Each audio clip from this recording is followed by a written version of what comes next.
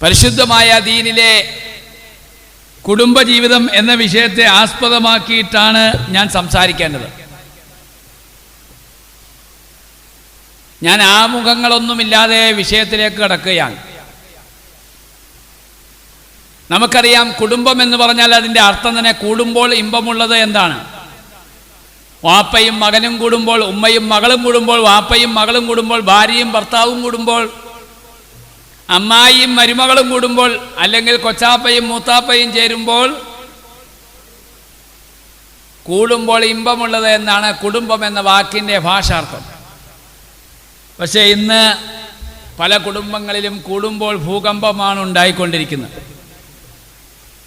വാപ്പയ്ക്ക് മകനെ കണ്ടുകൂടാ, മകനക്ക് വാപ്പയെ കണ്ടുകൂടാ, ഭാര്യയ്ക്ക് ഭർത്താവിനെ കണ്ടുകൂടാ, അനുജന് ജ്യേഷ്ഠനെ കണ്ടുകൂടാ. ഇങ്ങനെ തുടങ്ങി ധാരാളം പ്രശ്നങ്ങൾ നമ്മുടെ കുടുംബത്തിൽ ഉടലെടുത്ത് കണ്ടാൽ മിണ്ടുകയില്ലാത്ത, മരിച്ചാൽ കയറി ചെല്ലുകയില്ലാത്ത അവസ്ഥയിലേക്ക് നമ്മുടെ കുടുംബത്തിൻ്റെ ഛിദ്രതകൾ വ്യാപിച്ചു കൊണ്ടിരിക്കുമ്പോൾ ബഹുമാനപ്പെട്ട എൻ്റെ സുഹൃത്തു കൂടിയാകുന്ന സഹൽ ഫൈസി തിരഞ്ഞെടുത്ത വിഷയം എന്തുകൊണ്ടും ബുദ്ധിപരമാണ്. കാരണം ഇന്ന് കുടുംബങ്ങൾ ശിഥിലമായിക്കൊണ്ടിരിക്കുന്ന വാർത്തകൾ ശ്രാവ്യ മാധ്യമങ്ങളിലൂടെ നാം നിരന്തരം കണ്ടുകൊണ്ടിരിക്കുകയാണ്. ഹൈക്കോടതിയിൽ ജോലി ചെയ്യുന്ന കായംകുളത്തുകാരൻ മിസ്റ്റർ ഹനീഫ എൻ്റെ ഒരു സുഹൃത്താണ്. അദ്ദേഹം പറയാണ്, മുസ്ലിം പെങ്കൊച്ചുങ്ങളുടെ തലാഖിൻ്റെ ഡൈവോഴ്സിൻ്റെ കേസ് 3000-ൽ കവിഞ്ഞിരിക്കുന്നു ഹൈക്കോടതിയിൽ. ഫാമിലി കോർട്ടിൽ കേസ് കൊടുത്തു, അവിടെ തീരുമാനമാകാതെ, മജിസ്ട്രേറ്റ് കോടതിയിൽ തീരുമാനമാകാതെ ഹൈക്കോടതിയിൽ കേസ് റഫർ ചെയ്യുമ്പോൾ ഇന്ന് കേരളത്തിലെ ഒന്നാം തരം നല്ല മുസ്ലിം പെങ്കൊച്ചുങ്ങളുടെ ഡൈവോഴ്സിൻ്റെ കേസ് 3000 കവിഞ്ഞിരിക്കുകയാണ്. എവിടെയാണ് കുടുംബത്തിൽ സമാധാനമുള്ളത്? എന്തുകൊണ്ടാണ് കുടുംബത്തിൽ സമാധാനം നഷ്ടപ്പെടുന്നത്? ക്രൈസ്തവരായ സുഹൃത്തുക്കൾ, പ്രത്യേകിച്ച് കത്തോലിക്ക സഭ കല്യാണം കഴിക്കുന്നതിന് മുമ്പ് നടത്തുന്ന കോഴ്സാണ് പ്രീമാരിറ്റൽ കോഴ്സ്. 3 മാസം നീണ്ടിരിക്കുന്ന പ്രീമാരിറ്റൽ കോഴ്സാണ് കത്തോലിക്ക സഭ നടക്കുന്നത്. അൽഹംദുലില്ലാ, അതിൻ്റെ ഒരു മുന്നൊരുക്കം, ഒരു ചുവടൊരുക്കം നമ്മുടെ മഹലിൽ നടക്കുന്നു എന്നുള്ളത് വലിയ പ്രതീക്ഷ ഉളവാക്കുന്ന ഒന്നാണ്. അപ്പോൾ കുടുംബത്തിൽ സമാധാനമുണ്ടാകണം, കുടുംബത്തിൽ ഐശ്വര്യമുണ്ടാകണം, മാതാപിതാക്കളും മക്കളും തമ്മിൽ നല്ല ആരോഗ്യകരമായ ബന്ധം വേണം, ഭാര്യയും ഭർത്താവും തമ്മിൽ നല്ല ബന്ധം വേണം. എങ്കിലാണ് കുടുംബം നിലനിൽക്കുകയുള്ളൂ. നമുക്കറിയാം, കുടുംബത്തിൻ്റെ ആണിക്കല്ല് എന്ന് പറയുന്ന ഭാര്യയും ഭർത്താവുമാണ്. ഒരു കുടുംബത്തിൻ്റെ ആണിക്കല്ല് കുടുംബമുണ്ടാകുന്നു. ഭാര്യയും ഭർത്താവും സ്നേഹത്തോടുകൂടി കഴിയുമ്പോഴാണ്, ഭാര്യയും ഭർത്താവിൻ്റെ സ്നേഹത്തിൽ നിന്നാണ് കുടുംബത്തിൻ്റെ ആണിക്കല്ലുണ്ടാകുന്നത്. ഞാനൊരു ഉദാഹരണം പറഞ്ഞ് മനസ്സിലാക്കി തരാം. മഹാനായിരിക്കുന്ന ആദരവായ സയ്യിദുനാ റസൂലുള്ളാഹി സ്വല്ലല്ലാഹു അലൈഹി വസല്ലം തങ്ങൾ ഒരു ദിവസം മദീന പള്ളിയിൽ ഇരിക്കുമ്പോൾ ഒരു പുതിയാപ്പിളയായ മനുഷ്യൻ വന്നിട്ട് നബിയോട് ചോദിച്ചു, നബിയെ, ഞാൻ നാളെ വിവാഹം കഴിക്കാൻ പോവുകയാണ്, ഞാൻ പുതിയാപ്പിളയാണ്. അതുകൊണ്ട് എൻ്റെ ഭാര്യയോട് ഞാൻ എന്തെല്ലാം കാര്യങ്ങളാണ് ചെയ്യേണ്ടത്, എൻ്റെ ബാധ്യതകൾ എന്തൊക്കെയാണ്, ഞാൻ ഏത് നിലയിൽ പ്രവർത്തിച്ചാൽ മനഃശാസ്ത്രപരമായി എൻ്റെ ഭാര്യയുമായി രമ്യമായി സ്നേഹത്തിൽ ജീവിക്കാം എന്നതിനെ സംബന്ധിച്ച് ആദരവായ സയ്യിദുനാ റസൂലുള്ളാഹി സ്വല്ലല്ലാഹു അലൈഹി വസല്ലം തങ്ങളോട് ഒരു പുതിയ ആപ്പിള വന്നു ചോദിച്ചു. നബി ഞങ്ങളിങ്ങനെ കൈപൊക്കി. നബി സല്ലല്ലാഹു അലൈഹി വസല്ലം തങ്ങൾ പറഞ്ഞു, 5 കാര്യങ്ങൾ ഒരു ഭർത്താവ് ഭാര്യയോട് ചെയ്താൽ, അടിസ്ഥാനപരമായിട്ടുള്ള 5 കാര്യങ്ങൾ ചെയ്താൽ അൽഹംദുലില്ലാ അവരുടെ കുടുംബം നല്ല ഭദ്രമായി, നല്ല ആരോഗ്യകരമായ ബന്ധത്തിലൂടെ മുന്നോട്ട് പോകും. നബി സല്ലല്ലാഹു അലൈഹി വസല്ലം തങ്ങൾ പറഞ്ഞു, ഒന്നാമത്തെ, അൻ തുത്ഇമ മിൻ തുആമിക്, നീ കഴിക്കുന്ന ഭക്ഷണം നിന്റെ ഭാര്യയ്ക്ക് നീ വാങ്ങിച്ചു കൊടുക്കണം. നീ എന്താണോ കഴിക്കുന്നത്, ആ കഴിക്കുന്ന ഭക്ഷണം അതൊരു മനുഷ്യൻ്റെ അടിസ്ഥാന ആവശ്യമാണ്, ഒരു മനുഷ്യൻ്റെ പ്ലാറ്റ്ഫോമാണത്. ഭാര്യയും ഭർത്താവും തമ്മിലുള്ള ബന്ധം സുദൃഢമാകാൻ ആദ്യമായി അവളുടെ വിശപ്പടക്കണം. അവളുടെ അടിസ്ഥാനപരമായ ആവശ്യം നീ കഴിക്കുന്ന ഭക്ഷണം നിന്റെ കെട്ടിയോക്ക് വാങ്ങിച്ചു കൊടുക്കണം. അല്ലേ? നമ്മൾ കടയിൽ ചെന്നിട്ട് നല്ല ഒന്നാം തരം കുഴിമന്തി കഴിക്കും, അൽഫാം കഴിക്കും, ഷവർമ കഴിക്കും, എന്നിട്ട് പോരാ നേരത്ത് കെട്ടിയോൾക്ക് 2 ഉണക്ക പൊറോട്ടയും മേടിച്ചുകൊണ്ട് പോരും. ഇതാണ് നമ്മുടെ അവസ്ഥ. നബി സല്ലല്ലാഹു അലൈഹി വസല്ലം തങ്ങൾ പറഞ്ഞു, അൻ തുത്ഇമ മിൻ തുആമിക്, നീ കഴിക്കുന്ന ഭക്ഷണം അവളുടെ വായിനും വയറിനും യോജിച്ച ഭക്ഷണം നീ വാങ്ങിച്ചു കൊടുക്കണം. രണ്ടാമത് പറഞ്ഞു, വാൻ തുൽബിസ്, 6 മാസത്തിലൊരിക്കൽ അവൾക്ക് 1 ജോഡി ഡ്രസ്സ് നീ എടുത്തു കൊടുക്കണം. 6 മാസത്തിലേക്ക് ഇന്നർ ആൻഡ് ഔട്ടർ എല്ലാവിധമായ ഡ്രസ്സും നിന്റെ ഭാര്യയ്ക്ക് നീ വാങ്ങിച്ചു കൊടുക്കണം. ഒരു വർഷത്തിൽ 2 ജോഡി ഡ്രസ്സ് ഒരു ഭാര്യയുടെ അവകാശമാണ്. അത് ഭർത്താവ് വാങ്ങിച്ചു കൊടുത്തേ പറ്റൂ. അങ്ങനെ വാങ്ങിച്ചു കൊടുക്കുന്നവനാണ് ഭർത്താവ്. അങ്ങനെ വാങ്ങിച്ചു കൊടുക്കാൻ കഴിവില്ലാത്തവൻ നോമ്പ് പിടിച്ച് അവൻ്റെ വൈകാരികമായിരിക്കുന്ന ശക്തികളെ ഒതുക്കിക്കൊള്ളട്ടെ എന്ന ഹദീസ്.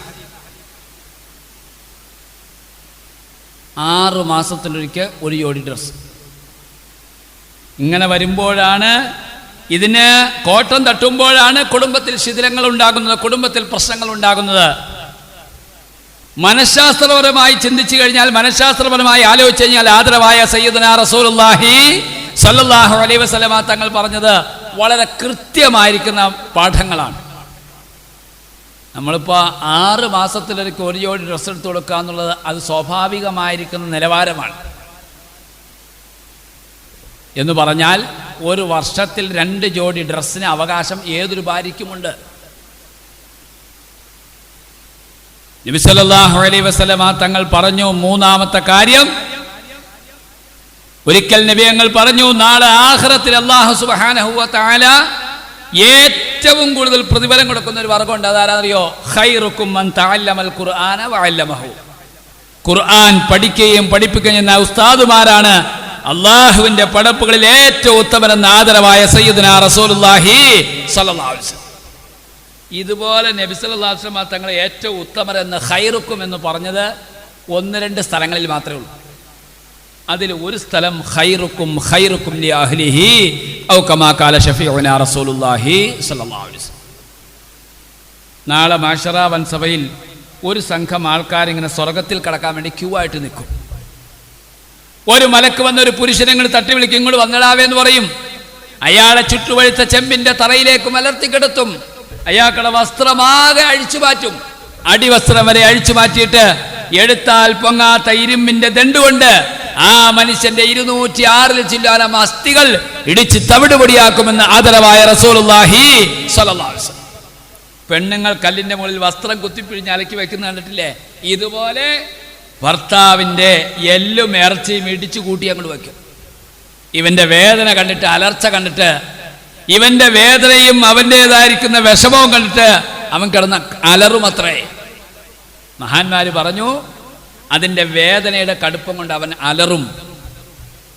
എന്താ ദണ്ണം, എന്താ വേദന, ഒന്ന് സൈക്കിളേന്ന് വീണ് നോക്കട്ടെ, അല്ലെങ്കിൽ ഒന്ന് ബൈക്കേന്ന് പറഞ്ഞു നോക്കട്ടെ, ഒരു എല്ലൊന്ന് ഒടിഞ്ഞു പൊട്ടി, എന്താ വേദന. ഇതേ അവസ്ഥയിൽ അവൻ്റെ 206 ചില്ലാനം അസ്ഥികൾ ഇടിച്ച് തവിട് പൊടിയാക്കുമ്പോൾ സഹാബാക്കൾ ചോദിച്ചു, യാ റസൂലല്ലാഹ്, ആരെയാണ് ഇങ്ങനെ ക്രൂരമായി മർദ്ദിക്കുന്നത്, ആരെയാണ് ഇങ്ങനെ ക്രൂരമായി ആക്രമിക്കുന്നത്? അള്ളാഹുവിന്റെ റസൂൽ പറഞ്ഞു, നിന്റെ വീട്ടിൽ വളർത്തുന്ന എരുമ, ആട്, പശു, ഒട്ടകം ഏതുമാകട്ടെ അതിന്റെ പോലും മുഖത്തടിക്കരുന്ന എന്റെ പ്രഖ്യാപനം. അതുകൊണ്ട് ഞാൻ പറയട്ടെ, സ്വന്തം ഭാര്യയുടെ മുഖത്തടിക്കുന്ന ഭർത്താക്കന്മാരെ ഇതുപോലെ പരസ്യമായി ക്രൂരമായി അല്ലാഹു തആല മർദ്ദിക്കുമെന്ന് ലോകത്തിന്റെ ഹബീബ് ആദരവായ റസൂലുള്ളാഹി സ്വല്ലല്ലാഹു അലൈഹി വസല്ലം. ഭയങ്കര ശിക്ഷയാണ് ഭാര്യയുടെ മുഖത്തടിക്കുന്ന ഭർത്താക്കന്മാർക്ക് അല്ലാഹു തആല കൊടുക്കുന്നത്. അള്ളാഹുവിന്റെ മുമ്പിൽ സുജൂദ് ചെയ്യാനുള്ള അവയവമാണ് പരിശുദ്ധമായ മുഖം. ആ മുഖത്ത് തൊടാൻ നമുക്ക് അവകാശമില്ല. ഉമർ റളിയല്ലാഹു അൻഹു 40 ആട് മേയ്ക്കാൻ വേണ്ടി ഒരു കാഫിറിനെ പറഞ്ഞയച്ചു. അങ്ങനെ വൈകുന്നേരം ആടൊക്കെ മേച്ച് തിരിച്ചു വരുമ്പോൾ അദ്ദേഹം എണ്ണി നോക്കുമ്പോൾ 39 ആടേ ഉള്ളൂ, ഒരാടിനെ കാണാനില്ല. ഉടനെ തന്നെ മേയ്ക്കാൻ പോയ കാഫിറായ മനുഷ്യൻ്റെ അടുത്തേക്ക് ചെന്നിട്ട് അദ്ദേഹത്തിൻ്റെ മുഖത്തിൽ നിന്ന് പതുക്കെ അടിച്ചു. അദ്ദേഹത്തിന് വലിയ സങ്കടമായി. അദ്ദേഹം കാഫിറാണ്, ഇസ്ലാമിൻ്റെ ശത്രുവാണ്. അള്ളാഹുവിൻ്റെ പ്രവാചകന്റെ അടുത്തേക്ക് ഈ മനുഷ്യൻ കരഞ്ഞുകൊണ്ട് ഓടിച്ചെന്നു. ഉമറിന്റെ മുഖത്തടിച്ചു. അള്ളാഹുവിന്റെ റസൂൽ അവിടുന്ന് പ്രവർത്തിച്ചു, ഉമറേ, നീ ചെയ്തത് തെറ്റാണ്, ഒരു കാഫിറിന്റെ പോലും മുഖത്തടിക്കാൻ പാടില്ല. അള്ളാഹുവിന്റെ റസൂൽ പറഞ്ഞു, വലാ തദ്രിബു വജ്ഹഹ, ഒരു കാരണവശാലും ഭാര്യയുടെ മുഖത്തടിക്കാൻ പാടില്ല. ഇത് അള്ളാഹുവിന്റെ പ്രവാചകർ നാളെ വിവാഹം കഴിക്കാൻ പോകുന്ന പുതിയാപ്പിളക്ക് കൊടുത്ത ഉപദേശമാണ്. അപ്പൊ കുടുംബം എന്നുള്ളത് അടിസ്ഥാനപരമായി പ്ലാറ്റ്ഫോം ഭാര്യയും ഭർത്താവിൽ നിന്നുമാണ് തുടങ്ങേണ്ടത്. അതുകൊണ്ടല്ലേ നബി സല്ലല്ലാഹു അലൈഹി വസല്ലം തങ്ങൾ പറഞ്ഞത്, ഭാര്യയെ തെരഞ്ഞെടുക്കുമ്പോൾ, ശാഫിഈ മദ്ഹബ് അനുസരിച്ച് ഭാര്യയെ തെരഞ്ഞെടുക്കുമ്പോൾ 4 കാര്യങ്ങൾ പരിഗണിക്കാമെന്ന ഇസ്ലാം പറഞ്ഞത്. 4 കാര്യങ്ങൾ ഭാര്യയെ തെരഞ്ഞെടുക്കുമ്പോൾ ഒരു മനുഷ്യൻ പരിഗണിച്ചു കഴിഞ്ഞാൽ അവൻ്റെ ജീവിതത്തിൽ വലിയ പ്രശ്നങ്ങളുണ്ടാവില്ല. അതിൽ ഒന്നാമത്തെ കാര്യം എന്താ അറിയോ? അൽ ഇൽമു, അറിവാണ്. ഭാര്യയെ തെരഞ്ഞെടുക്കുമ്പോൾ ഭാര്യയേക്കാൾ ഭർത്താവ് വിവരം കൊണ്ടും അറിവ് കൊണ്ടും വിദ്യാഭ്യാസം കൊണ്ടും എല്ലാ നിലക്കും ഉന്നതനായ ആളായിരിക്കണം. ഭാര്യ SSLC-കാരിയാണെങ്കിൽ ഭർത്താവ് +2 കാരനായിരിക്കണം. ഭാര്യ +2 ആണെങ്കിൽ ഭർത്താവ് ഡിഗ്രിക്കാരനായിരിക്കണം. ഭാര്യ ഡിഗ്രിക്കാരനാണെങ്കിൽ ഭർത്താവ് PG കാരനായിരിക്കണം. ഇതേ അവസ്ഥയിൽ ഭാര്യയ്ക്കുള്ള അറിവിനേക്കാൾ മികച്ചു നിൽക്കണം. കാരണം ഡിഗ്രി കൂടി കഴിയുമ്പോൾ അല്ലെങ്കിൽ അറിവ് കൂടി കഴിയുമ്പോൾ നമ്മുടെ പെൺമക്കൾ അഹങ്കരിക്കാൻ തുടങ്ങും. ഇപ്പോൾ പല സ്ഥലങ്ങളിലും കണ്ടുവരുന്ന പ്രശ്നമാണത്. കാരണം ഇവൾക്ക് നല്ല ഇംഗ്ലീഷിൽ ഫ്ലുവൻ്റായിട്ട് സംസാരിക്കാൻ അറിയാം, ഭർത്താവിനെ അറിഞ്ഞുകൂടാ, ഭർത്താവ് നാളം കെട്ടു പോകുന്നു. അപ്പോ മഹാന്മാർ പറഞ്ഞു, ഭാര്യയെ തെരഞ്ഞെടുക്കുമ്പോൾ ഭർത്താവ് അറിവിന്റെ വിഷയത്തിൽ ഉന്നതിയിൽ എത്തിയിരിക്കണം. രണ്ടാമത് പറഞ്ഞു അൽ ഹുസ്നു, ഭംഗിയുടെ വിഷയത്തിൽ ഭാര്യയേക്കാൾ ഭർത്താവ് മുമ്പന്തിയിലായിരിക്കണം.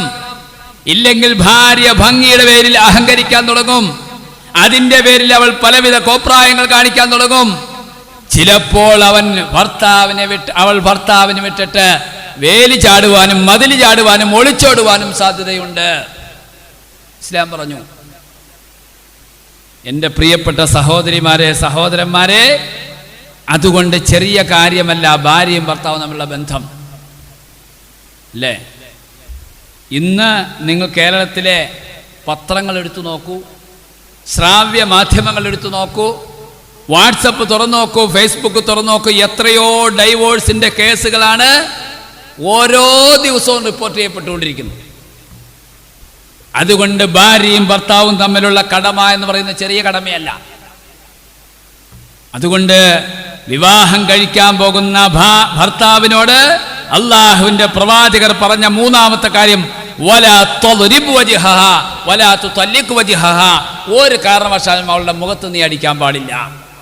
ഇങ്ങനെ നമ്മൾ ഓരോ കാര്യങ്ങളും ബൈ ടു ബൈ നമ്മൾ ചെയ്യാൻ തുടങ്ങിക്കഴിഞ്ഞാൽ കുടുംബത്തിൽ ഛിദ്രതയില്ല അല്ലേ. ഇങ്ങനെ നമ്മൾ ഭംഗിയായി ദീനിയായ അറിവുകൾ പഠിപ്പിച്ച് നല്ല രീതിയിൽ ഭാര്യയെ വളർത്തി നല്ല രീതിയിൽ ഭാര്യയെ സംരക്ഷിച്ച് പരിപോഷിപ്പിച്ച് കൊണ്ടുവന്നാൽ അതിൽ ഉണ്ടാകുന്ന മക്കളും ഹലാലായ മക്കളാകും. ഇന്ന് മക്കൾ മാതാപിതാക്കളെ ഉപദ്രവിച്ചുകൊണ്ടിരിക്കുകയാണ്, മാതാപിതാക്കളെ തല്ലിക്കൊണ്ടിരിക്കുകയാണ്, ഉമ്മയുടെ അടിവയറ്റിലേക്ക് പിച്ചാത്തി കുത്തിക്കയറ്റിക്കൊണ്ടിരിക്കുകയാണ്, വാപ്പാടെ നെഞ്ചത്തോടെ വണ്ടി കയറ്റിക്കൊണ്ടിരിക്കുകയാണ്, വാപ്പാനെയും ഉമ്മാനെയും വേണ്ടാത്ത രീതിയിൽ. കാരണം എന്താ? ഭാര്യയും ഭർത്താവും ദീനിയായി ജീവിക്കാൻ തയ്യാറായിട്ടില്ല. ഭാര്യയും ഭർത്താവും ദീനിയായി ജീവിക്കാൻ തയ്യാറാകാത്തതുകൊണ്ട് അതിലുണ്ടാകുന്ന മക്കൾ ദീനിന് വിരുദ്ധരായി വരുന്നു, കള്ളിനും കഞ്ചാവിനും അടിമപ്പെട്ടുകൊണ്ട് വരുന്നു. ഉമ്മാനെയും വാപ്പാനെയും ജീവിതത്തിൽ അവർക്ക് വേണ്ട. എന്തിനാ പറയണേ? സുബഹിസ്കാരം കഴിഞ്ഞ വീട്ടിലിങ്ങനെ ഒരു ഉള്ള പേപ്പർ വായിച്ചുകൊണ്ടിരിക്കാൻ. അങ്ങനെ പേപ്പർ വായിച്ചുകൊണ്ടിരിക്കുമ്പോൾ ഒരു 8-8:30 ആയപ്പോൾ ഈ ആക്രി വറക്കാൻ പറ്റിയ ആൾക്കാർ ചോദിച്ചു, ആക്രി ഉണ്ടടാവേ എന്ന് ചോദിച്ചിങ്ങനെ വരുക. അപ്പോൾ മോൻ അവിടെ കടത്തിനേൽ ഇരുന്നിട്ട് പറഞ്ഞു, ഇവിടെ ഒന്നുമില്ല ആ സാധനം, ആ സാധനം ആശുപത്രിക്ക് പോയേക്കോന്നു എന്ന് പറഞ്ഞാൽ വാപ്പാക്ക് ആക്രിയുടെ വില പോലും ഇല്ല. ഈ കഴിഞ്ഞ 2 വർഷം മുമ്പ് ഞങ്ങളൊരു 10-40 പേര് ഏർവാടിക്ക് സിയാറത്ത് പോവാ. അങ്ങനെ സിയാറത്ത് പോയി. ഞങ്ങൾ സിയാറത്ത് പോണതിനിടയ്ക്ക് അപ്പുറം സീറ്റിലിരിക്കുന്ന മുമ്മ എഴുന്നേറ്റ് നിന്ന് എൻ്റെ അടുത്തേക്ക് വന്നു. എന്നിട്ട് പറഞ്ഞു, ഉസ്താദേ ഏർവാടി ചെല്ലുമ്പോൾ എനിക്കൊന്ന് ദ്വാരക്കണം. എന്തിനാ മുമ്മ ദ്വാരക്കണ്ടേ? എനിക്കൊരു മോനുണ്ട്, 4 പെൺപിള്ളേരും ഒരു മോനുമാണുള്ളത്. ആ മോൻ എന്നോട് മിണ്ടിയിട്ട് 14 വർഷമായി ഉസ്താദേ. അവൻ എനിക്കൊരു പത്തിരിയിറച്ചി ഉണ്ടാക്കി തരണ്ട, ഒരു നല്ല വസ്ത്രം വാങ്ങിച്ചു തരണ്ട. ഞാൻ അവനെ പേര് വിളിക്കുമ്പോൾ മോനെ എന്ന് വിളിക്കുമ്പോൾ ഉമ്മ ഒന്ന് തിരിച്ചു വിളിച്ചാൽ മതി. ഉമ്മ എന്ന് വിളിച്ച് കേൾക്കാനുള്ള കൊതി കൊണ്ടാണ് ഉസ്താദെ 14 കൊല്ലമായി എൻ്റെ മകൻ എന്നോട് മിണ്ടിയിട്ട്. ആരാ നിന്റെ ഉമ്മ? ഞാൻ ഇൻഷാ അല്ലാഹ് അതിലേക്ക് വരാം. അപ്പോ മക്കൾ ഹലാലായ രീതിയിൽ വരണോ? ഭാര്യയും ഭർത്താവിൻ്റെയും സുദൃഢമായ ബന്ധമുണ്ടായിരിക്കണം. ഭാര്യയും ഭർത്താവിൽ നിന്നാണ് മക്കൾ ഉണ്ടാകുന്നത്. എങ്കിലാ ഭാര്യയും ഭർത്താവിൻ്റെ ബന്ധമുള്ള മക്കൾക്ക് ഉമ്മയോട് ബന്ധം ഉണ്ടാവുള്ളൂ, മക്കൾക്ക് വാപ്പയോട് ബന്ധം ഉണ്ടാവുള്ളൂ, മക്കളുടെ ജീവിത നിലവാരം ഇസ്ലാമികപരമായി ഉയരുകയുള്ളൂ. വിഷയത്തിലേക്ക് വരാം. അതിനു മുമ്പ് പറയട്ടെ, ഒരു ഉദാഹരണത്തിലൂടെ മനസ്സിലാക്കി തരാം. ആദരവായ സയ്യിദുനാ റസൂലുള്ളാഹി സ്വല്ലല്ലാഹു അലൈഹി വസല്ലമ തങ്ങൾ പറയുകയാണ്, നാലാമത്തെ കാര്യം, ഒരു ഭർത്താവ് വിവാഹം കഴിക്കാമെന്ന ഭർത്താവിനോട് നബി കൊടുത്ത നാലാമത്തെ ഉപദേശം, വലാ തുകബ്ബിഹ്ഹ, ഒരു കാരണവശാലും അവളെ നീ ചീത്ത വിളിക്കരുത്, അവളുടെ കുടുംബം വിളിച്ച് കളിയാക്കരുത്, അവളുടെ ഉമ്മാക്ക് വിളിക്കരുത്, വാപ്പാക്ക് വിളിക്കരുത്. നീ ഇന്ന കുടുംബത്തിൽ പിറന്നവളാണ്, നീ മോശപ്പെട്ടവളാണ്, നിന്റെ വാപ്പ ഇങ്ങനത്തെവളായിരുന്നു, ഉമ്മ ഇങ്ങനത്തെവളായിരുന്നു എന്ന് പറഞ്ഞ അവളുടെ മനസ്സിനെ നീ മുറിവേൽപ്പിക്കരുത്. വലാ തുകബ്ബിഹ്ഹ, ഒരു കാരണവശാലും അവളെ നീ ചീത്ത വിളിക്കാൻ പാടില്ല. അടിസ്ഥാനപരമായി, സൈക്കോളജിക്കലായി, മനഃശാസ്ത്രപരമായി നബി സല്ലല്ലാഹു അലൈഹി വസല്ലം തങ്ങൾ കൊടുത്ത ഉപദേശമാണ്, ഒരു കാരണവശാലുള്ള മനസ്സിനെ നീ മുറിവുപ്പെടുത്താൻ പാടില്ല. നബി ഞങ്ങൾ പറഞ്ഞു, വലാ തഹ്ജുർഹ ഇല്ലാ ഫിൽ ബൈത്ത്. അഞ്ചാമത് പറഞ്ഞു, വീടിൻ്റെ അകത്തല്ലാതെ നീ പിണങ്ങാൻ പാടില്ല. എന്ന് പറഞ്ഞാൽ വെളിയിലേക്ക് പോയി കഴിഞ്ഞാൽ ഒരു കൂട്ടുകാരന്മാരെ പോലെ പോയി മടങ്ങണം. ഒരു കാറിന്റെ മുൻ സീറ്റിലിരുന്ന് ഭാര്യയെ കൊണ്ടുപോകണം. ഒരു ബസ്സിൽ കയറിയാൽ 2 സീറ്റിലും അടുത്തടുത്ത് അവിടെ ഇരിക്കണം. സ്നേഹത്തോടു കൂടി പെരുമാറണം. അല്ലേ? നബി സല്ലല്ലാഹു അലൈഹി വസല്ലം കൊടുത്ത കൂലി എന്താ? നബി ഞങ്ങൾ പറഞ്ഞു, ഒരു ഭാര്യയും ഭർത്താവും സ്നേഹം കൊണ്ട് കൈ ഇങ്ങനെ കോർത്തു പിടിച്ചാൽ, നിങ്ങളുടെ വീടിൻ്റെ മുറ്റത്ത് വലിയ മൂവാണ്ടം മാവുണ്ടാവും ഇല്ലേ? നാളെ വൈകുന്നേരം ആ മൂവാണ്ടം മാവിൻ്റെ താഴേട്ട് കസേരയൊക്കെ ഇട്ട് ഇരുന്നിട്ട് ആ ഭാര്യയും ഭർത്താവും സ്നേഹത്തോടു കൂടി ഇങ്ങനെ കൈ കോർത്തു പിടിച്ചാൽ, അല്ലാഹുവിന്റെ റസൂൽ പറയാ, എന്താ നബിയകൾ പറഞ്ഞത്? അവരുടെ മനസ്സിന്റെ ഇണക്കം കണ്ടിട്ട് അവരുടെ കൈവിരലുകൾക്കിടയിലൂടെ ആ ഭാര്യയും ഭർത്താവും ചെയ്ത പാപങ്ങൾ, ചെറിയ പാപങ്ങൾ അല്ലാഹു തആല ഊർത്തിക്കളയുമെന്ന് ആദരവായ റസൂലുള്ളാഹി സ്വല്ലല്ലാഹു അലൈഹി വസല്ലം. ഇതാ സ്നേഹം. ഭാര്യയും ഭർത്താവും ഇങ്ങനെ കൈ ഇങ്ങനെ നിങ്ങൾ കോർത്തു പിടിച്ചു എന്ന് വിചാരിച്ച് സിദ്ദീഖ് വലിയാർ ഇപ്പോൾ പ്രസംഗിക്കാൻ വന്നിട്ട്, നാളെ ഇക്ക എന്തെങ്കിലും കച്ചവടത്തിന് പോകാൻ വേണ്ടി വരുമ്പോൾ, ഇക്ക നിങ്ങൾ വന്നേ, എന്നാടി വന്നേ, ഈ മനുഷ്യനെന്നെ അത്ര ധൃതി, ഇന്നലെ എന്നാ ഉസ്താദ് വന്നിട്ട് പറഞ്ഞാൽ നിങ്ങൾ കേട്ടോ, ആ മാവിൻ്റെ ചുവട്ടിലോ അല്ലെങ്കിൽ ആ സിറ്റ് ഔട്ടിലോ ഇങ്ങനെ കൈ ഇങ്ങനെ കോർത്തു പിടിച്ചാൽ ആ കൈവരലിലുള്ള സർവ്വഭാവം പോകുന്ന പറഞ്ഞാൽ, എടാ മനുഷ്യ ഇന്ന് കച്ചവടത്തിനും പോണ്ട, ഒരു സ്ഥലത്തേക്കും പോണ്ട, ഇങ്ങോട്ട് വരുന്നു. ആ പാവങ്ങൾക്ക് ഇപ്പം ഈ സീസൺ കച്ചവടം എന്നും പറഞ്ഞ് എന്തെങ്കിലും കിട്ടണയാ, അത് കളയാൻ നിൽക്കണ്ട. അതൊക്കെ പിള്ളേർ സ്കൂളിൽ പോയിട്ട് സ്കൂളിൽ പോയി കഴിയുമ്പോൾ സമയം കിട്ടണമെങ്കിൽ കോർത്ത് പിടിച്ചാൽ മതി, അല്ലാണ്ട് അവരുടെ കച്ചവടവും മുടക്കി കൈ കോർത്ത് പിടിക്കാൻ നിൽക്കണ്ട.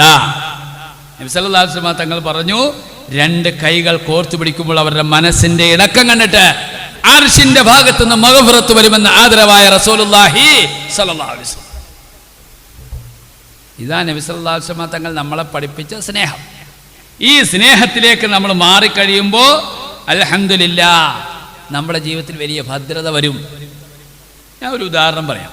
മഹാനായിരിക്കുന്ന സയ്യിദുനാ റസൂലുള്ളാഹി സ്വല്ലല്ലാഹു അലൈഹി വസല്ലം മക്കത്ത് ഹജ്ജിനും ഉംറയ്ക്കും പോയിട്ടുള്ളവരാണ് നിങ്ങളിൽ പല ആൾക്കാരും.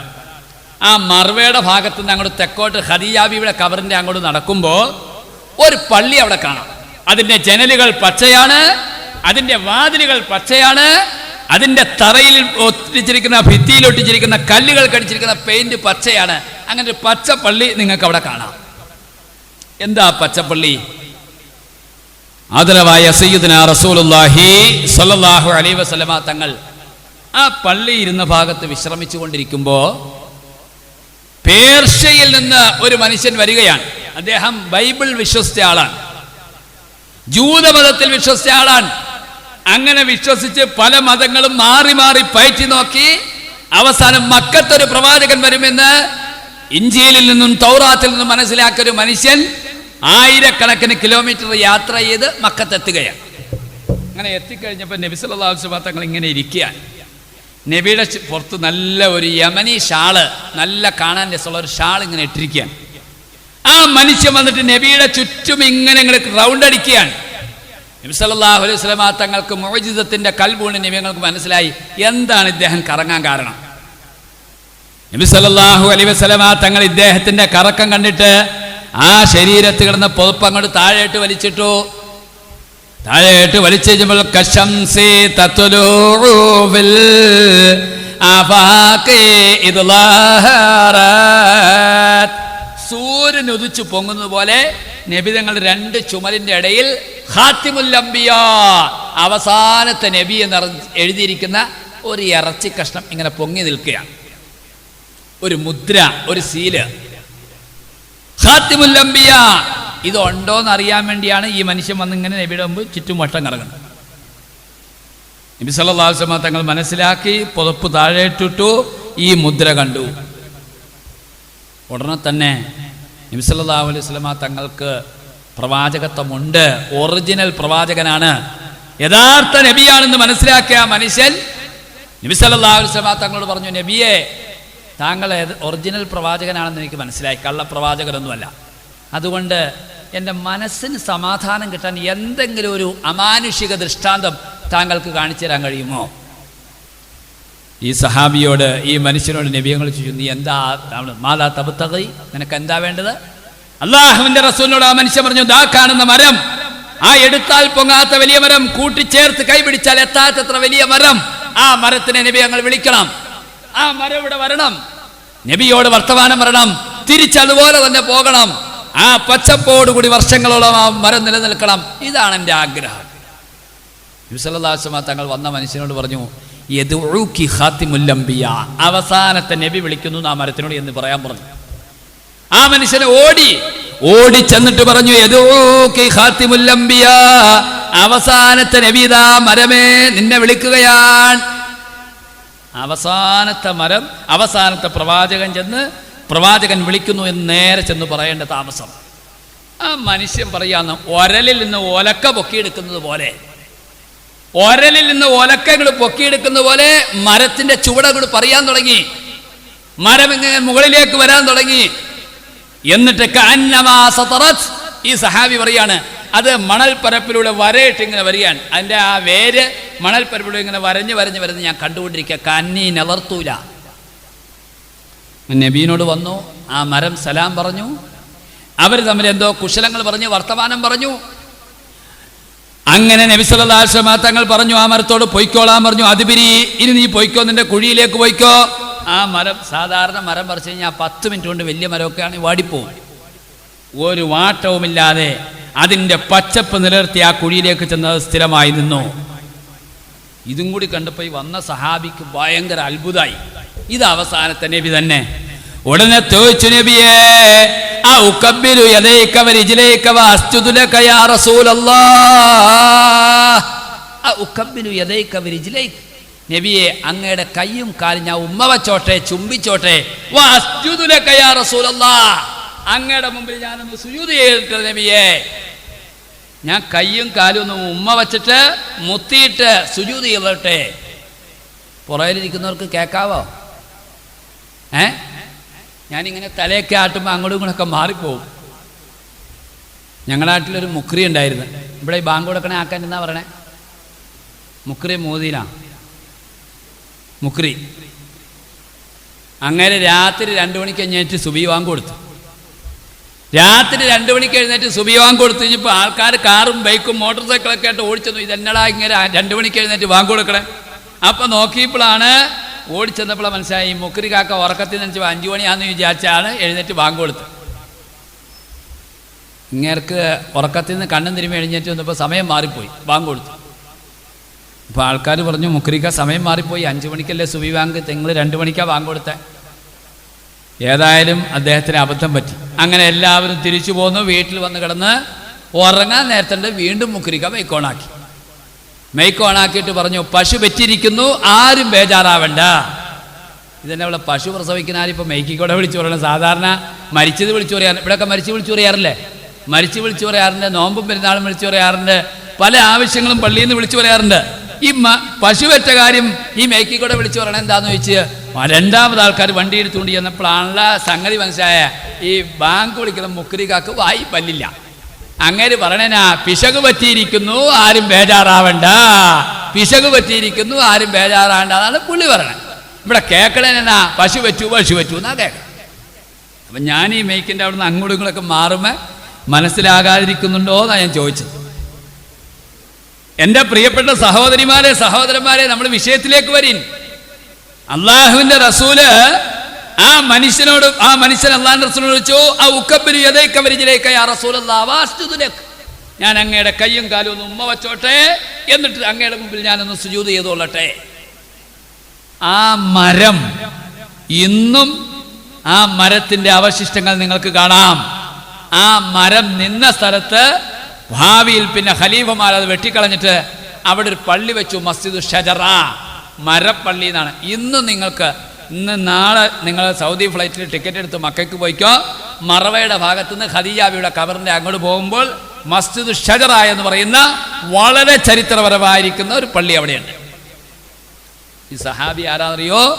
മഹാനായിരിക്കുന്ന സയ്യിദുന സൽമാനുൽ ഫാരിസി റളിയല്ലാഹു അൻഹു. അദ്ദേഹത്തിനോട് നബി പറഞ്ഞു, ഈ ലോകത്തൊരു മനുഷ്യന് സുജൂദ് ചെയ്യാൻ അവകാശമില്ല.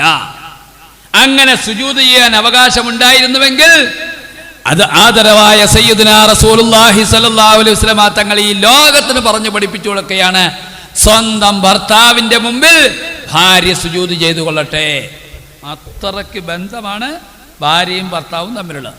അതാ ഞാൻ പറഞ്ഞ, നാളെ അസറിക്കാരെ കഴിഞ്ഞിട്ട് നിങ്ങൾ മാവിൻ്റെ ചോട്ടിൽ പോയിരുന്നിട്ട് ഇങ്ങനെ കൈ അങ്ങോട്ട് കോർത്ത് പിടിച്ചാൽ, ഞാൻ പറഞ്ഞ ഉദാഹരണം അതിനു വേണ്ടിയുള്ളതാണ്. 10,000 പാപങ്ങൾ ഭാര്യയും ഭർത്താവിൻ്റെയും വിരലിൻ്റെ ഇടയിലൂടെ അല്ലാഹു തആല ഊർത്തിക്കളയും. എൻ്റെ പ്രിയപ്പെട്ട സഹോദരിമാരെ, സഹോദരന്മാരെ, നല്ല ഭാര്യമാരെ, ഭർത്താക്കന്മാരെ, ഇങ്ങനെ മാനസിക ഇണക്കത്തോടു കൂടി ജീവിക്കാൻ തയ്യാറായാൽ നിങ്ങളുടെ ഭാവി സുരക്ഷിതമാകും. നിങ്ങളിലുണ്ടാകുന്ന മക്കൾ നല്ല മക്കളായിത്തീരും, ഉമ്മാനെ വാപ്പാനെ അനുസരിക്കുന്നവരായിത്തീരും, ദീൻ ഉള്ളവരായിത്തീരും. അതുകൊണ്ട് നബി സല്ലല്ലാഹു അലൈഹി വസല്ലമ തങ്ങൾ പറഞ്ഞു, 5ാമത്തെ കടമ വലാ തഹ്ജുർഹാ ഇല്ലാ ഫിൽ ബൈത്ത്. വീടിൻ്റെ അകത്തല്ലാതെ പിണങ്ങാൻ പാടില്ല. വെളിയിലേക്ക് പോയാലോ? വെളിയിലേക്ക് പോയാൽ സ്വന്തം ഭാര്യയെ സ്വന്തം കൂട്ടുകാരിയെ പോലെ കാണും. വേറൊരു ഹദീസിൽ കാണാം, ബെഡ്റൂമിൻ്റെ അകത്തല്ലാതെ പിണക്കം അറിയരുത്. വെളിയിലേക്ക് പോലും ആ വീട്ടിലുള്ളവർ പോലും അറിയാൻ പാടില്ല. അതല്ലേ നബി സല്ലല്ലാഹു അലൈഹി വസല്ലം പറഞ്ഞു, ഒരു ഭാര്യയും ഭർത്താവിൻ്റെ ഇടയിൽ ഒച്ചപ്പാടോ വഴക്കോ തമ്മിത്തല്ലോ വക്കാണമോ പ്രശ്നങ്ങളുണ്ടായിക്കഴിഞ്ഞാൽ there are 7 steps. അവിടെ 7 നടപടിക്രമങ്ങളുണ്ട്. നബിയങ്ങൾ പറഞ്ഞു, 1ാമത്തെ നടപടിക്രമം അന്നസ്വീഹത്തു, നല്ല ഉപദേശം കൊടുക്കണം. ഭാര്യയോട് വിളിച്ചിട്ട് പറയണം, മോളെ നീ തലേ തുണിഞ്ഞ് നീ നിസ്കരിക്കണം, നീ മഗ്രിബ് നിസ്കാരം കഴിഞ്ഞാൽ ഖുർആനോത്ത് പതിവാക്കണം, നീ മക്കളെ ദീൻ പഠിപ്പിക്കണം, നീ ബാങ്ക് കൊടുക്കുമ്പോൾ മിണ്ടാതിരിക്കണം, നീ വെളിയിലേക്ക് പോകുമ്പോൾ തലയിൽ തുണിയിട്ട് പോകണം, ദീനനുസരിച്ച് ജീവിക്കണം. നല്ല ഉപദേശം കൊടുക്കണം അല്ലേ? ഇനി മഗ്രിബ് കഴിഞ്ഞ് കഴിഞ്ഞാൽ ഇപ്പം എവിടെയാ ദീനുള്ള? പണ്ടൊക്കെ മഗ്രിബ് കഴിഞ്ഞാൽ നമ്മുടെ വീടിൻ്റെ സൈഡിൽ കൂടെ പോയ മൗലൂദ്, റാത്തീബ്, കുത്തുബിയത്ത്, മരിച്ചുപോയ കാരണവന്മാർക്ക് യാസീനോദ് എല്ലാം ഉണ്ടായിരുന്നു.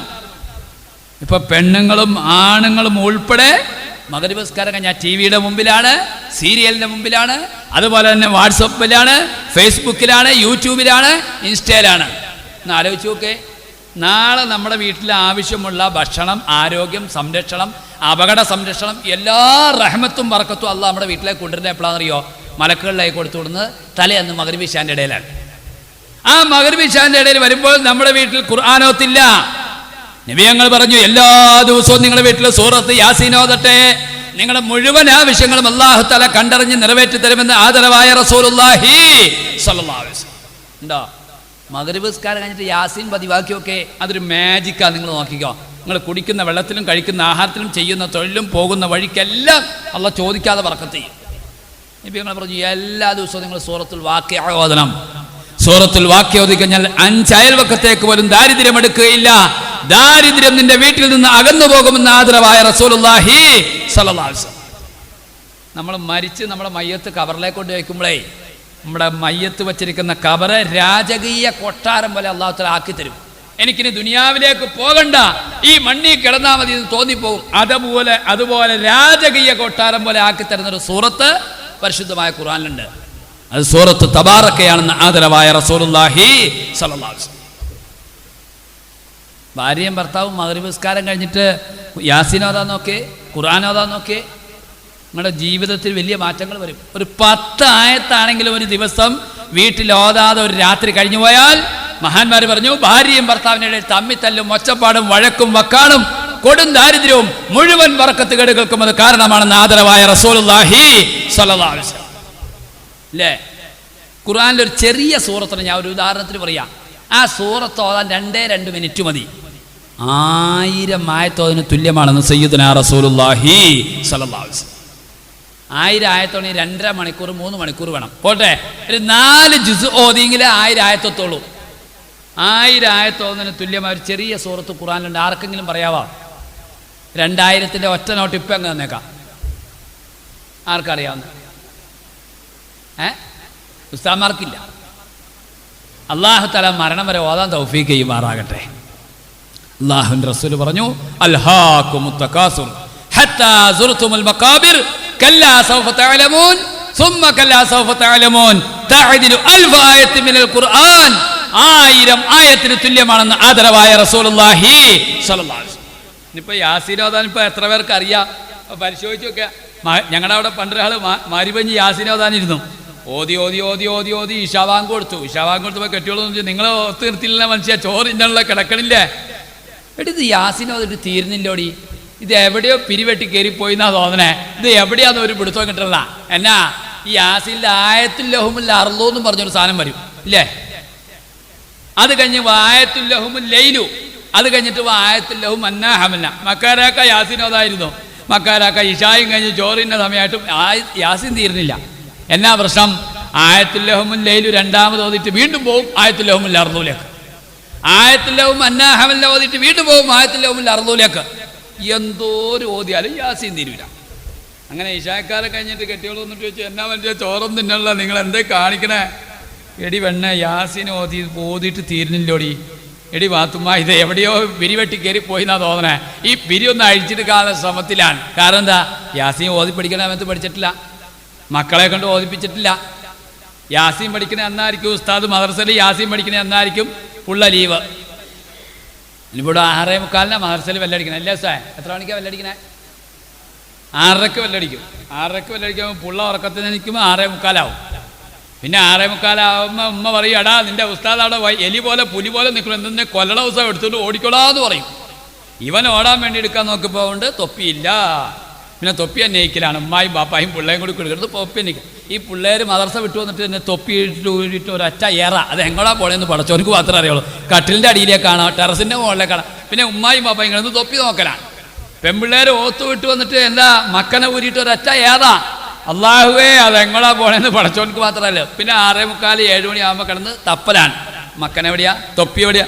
അങ്ങനെ തപ്പി തപ്പി തപ്പി തപ്പി കിട്ടുമ്പോഴത്തേക്ക് 7:15 അങ്ങനെ അവസാനം ഉന്തി തല്ലി കരഞ്ഞ് ഇടങ്ങേറായി തമ്മി തല്ലി തലകീറി 7:15 മദ്രസയിലേക്ക് ചെല്ലും. 7:30 മദ്രസ വിടുകയും ചെയ്യും. പിന്നെ എന്നാ പഠിക്കണ? ഒലക്കയുടെ മൂട് പഠിക്കും. ഈ പുള്ളിയാണ് നാളെ വാപ്പാടെ നെഞ്ചത്തേക്ക് വണ്ടിയേറ്റാൻ തന്നെ. നിങ്ങൾ ഈ കുന്നംകുളം എന്ന് പറഞ്ഞ സ്ഥലം ഇവിടെ അടുത്തല്ലേ? കുന്നംകുളം തൃശ്ശൂരല്ലേ? ഈ കഴിഞ്ഞ ഒരു 5-6 വർഷം മുമ്പ്, 5-6 വർഷമായില്ല, 5-6 മാസം മുമ്പ് ഉമ്മാനോട് ഇത് അടിക്കാൻ വേണ്ടി പൈസ വെച്ചു. അപ്പോൾ വാപ്പായും ഉമ്മായും ചെറുപ്പത്തിൽ ഇട്ടിട്ട് പോയതാ, അനാഥയാണ്.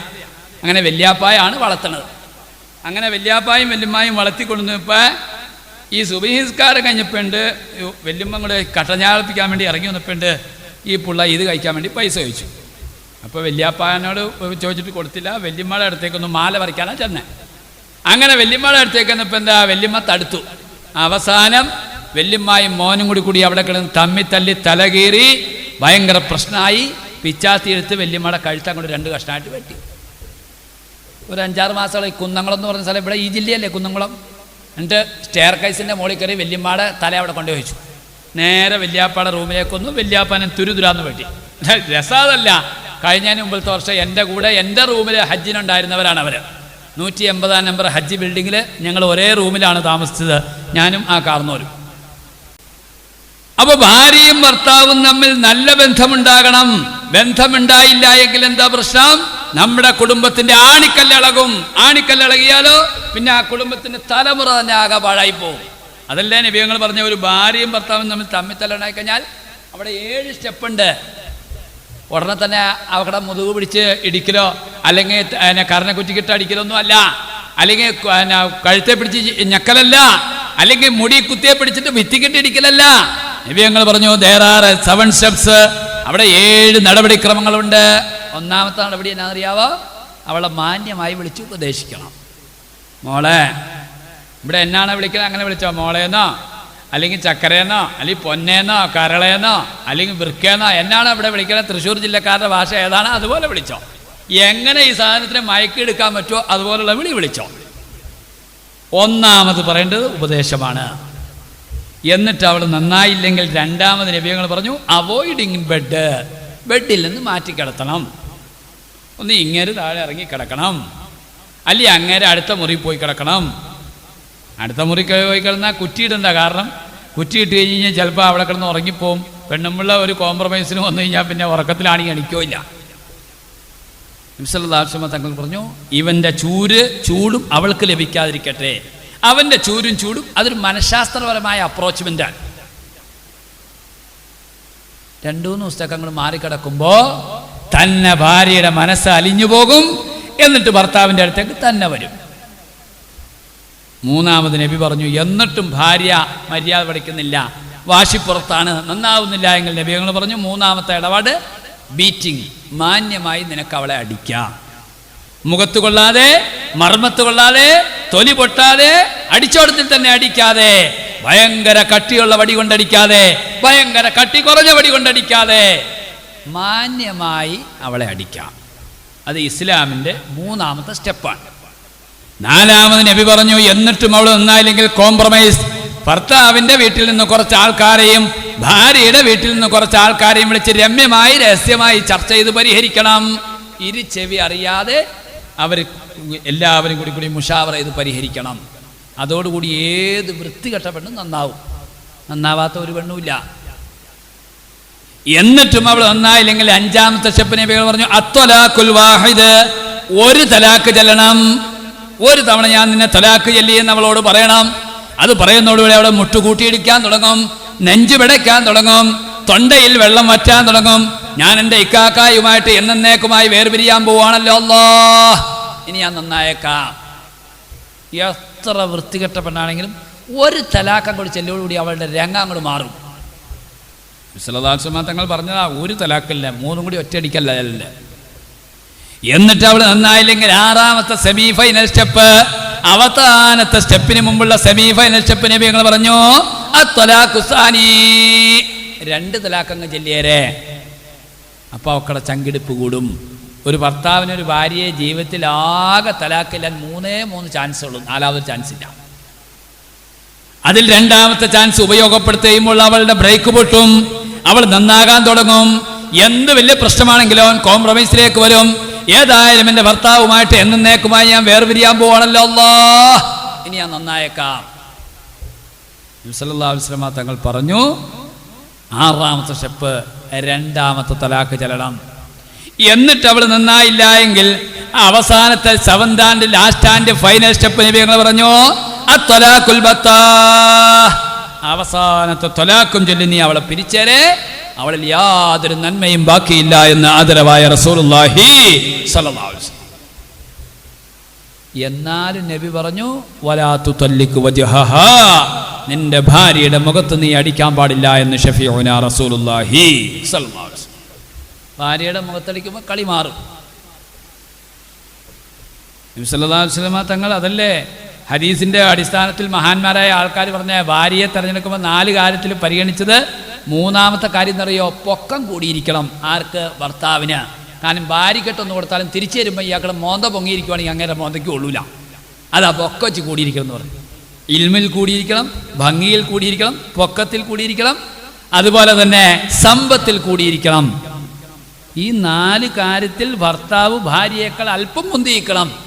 ഇത് ഷാഫി മദ്ഹബിലെ വലിയ വലിയ പണ്ഡിതന്മാർ പറഞ്ഞ, അത് വെറുതെ പറഞ്ഞല്ല.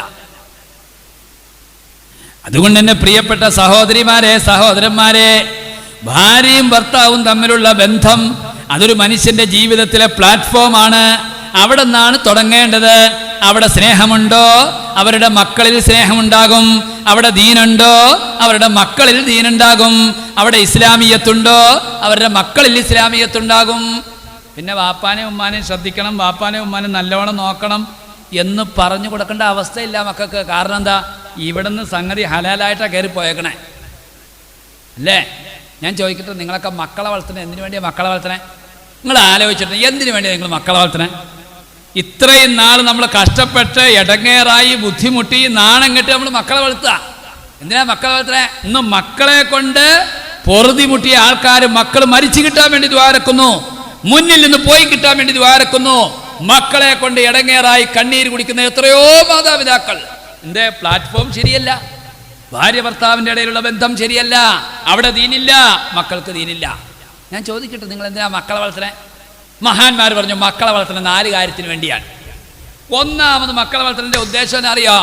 അള്ളാഹുവേ, ഞാൻ എൻ്റെ മകനെ വളർത്തുന്ന, എൻ്റെ മകളെ വളർത്തുന്ന മഹാനായിരിക്കുന്ന ഗസാലി ഇമാം അടക്കമുള്ള പണ്ഡിതന്മാർ പറഞ്ഞു മക്കളെ വളർത്തുമ്പോൾ 4 ലക്ഷ്യമായിരിക്കണം നിങ്ങൾക്കുണ്ടായിരിക്കേണ്ടത്. അതിൽ ഒന്നാമത്തെ ലക്ഷ്യം അറിയോ?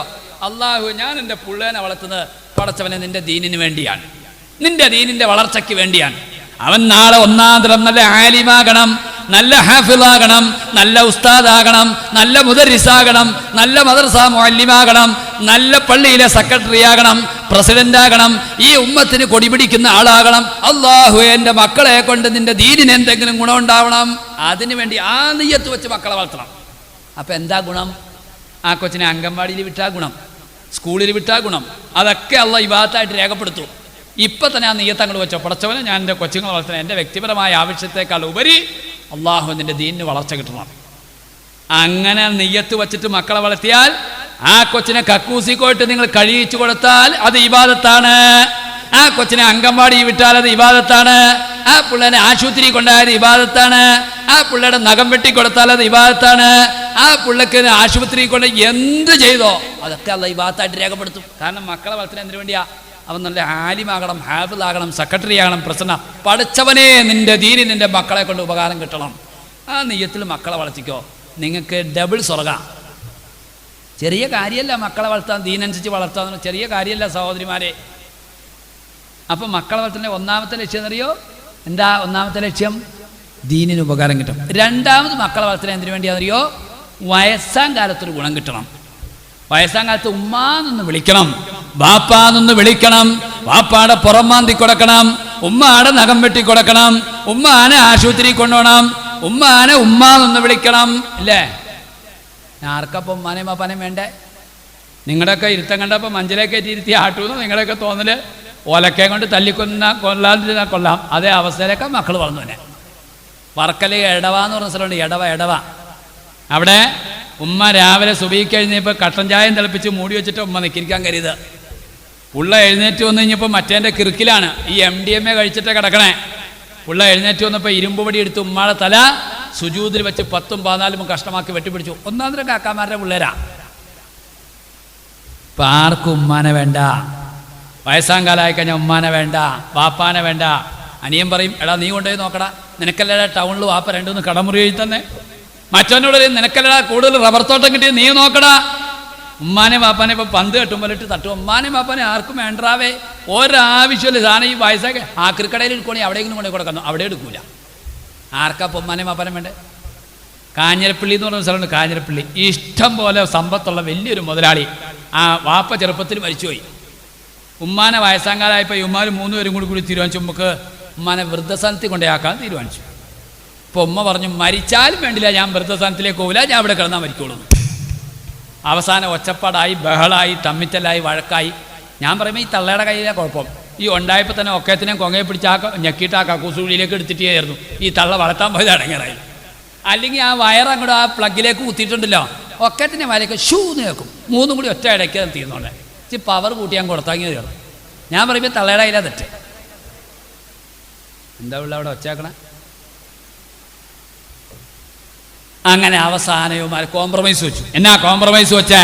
3 മുദ്രപത്രം, 100 രൂപയുടെ 3 മുദ്രപത്രം.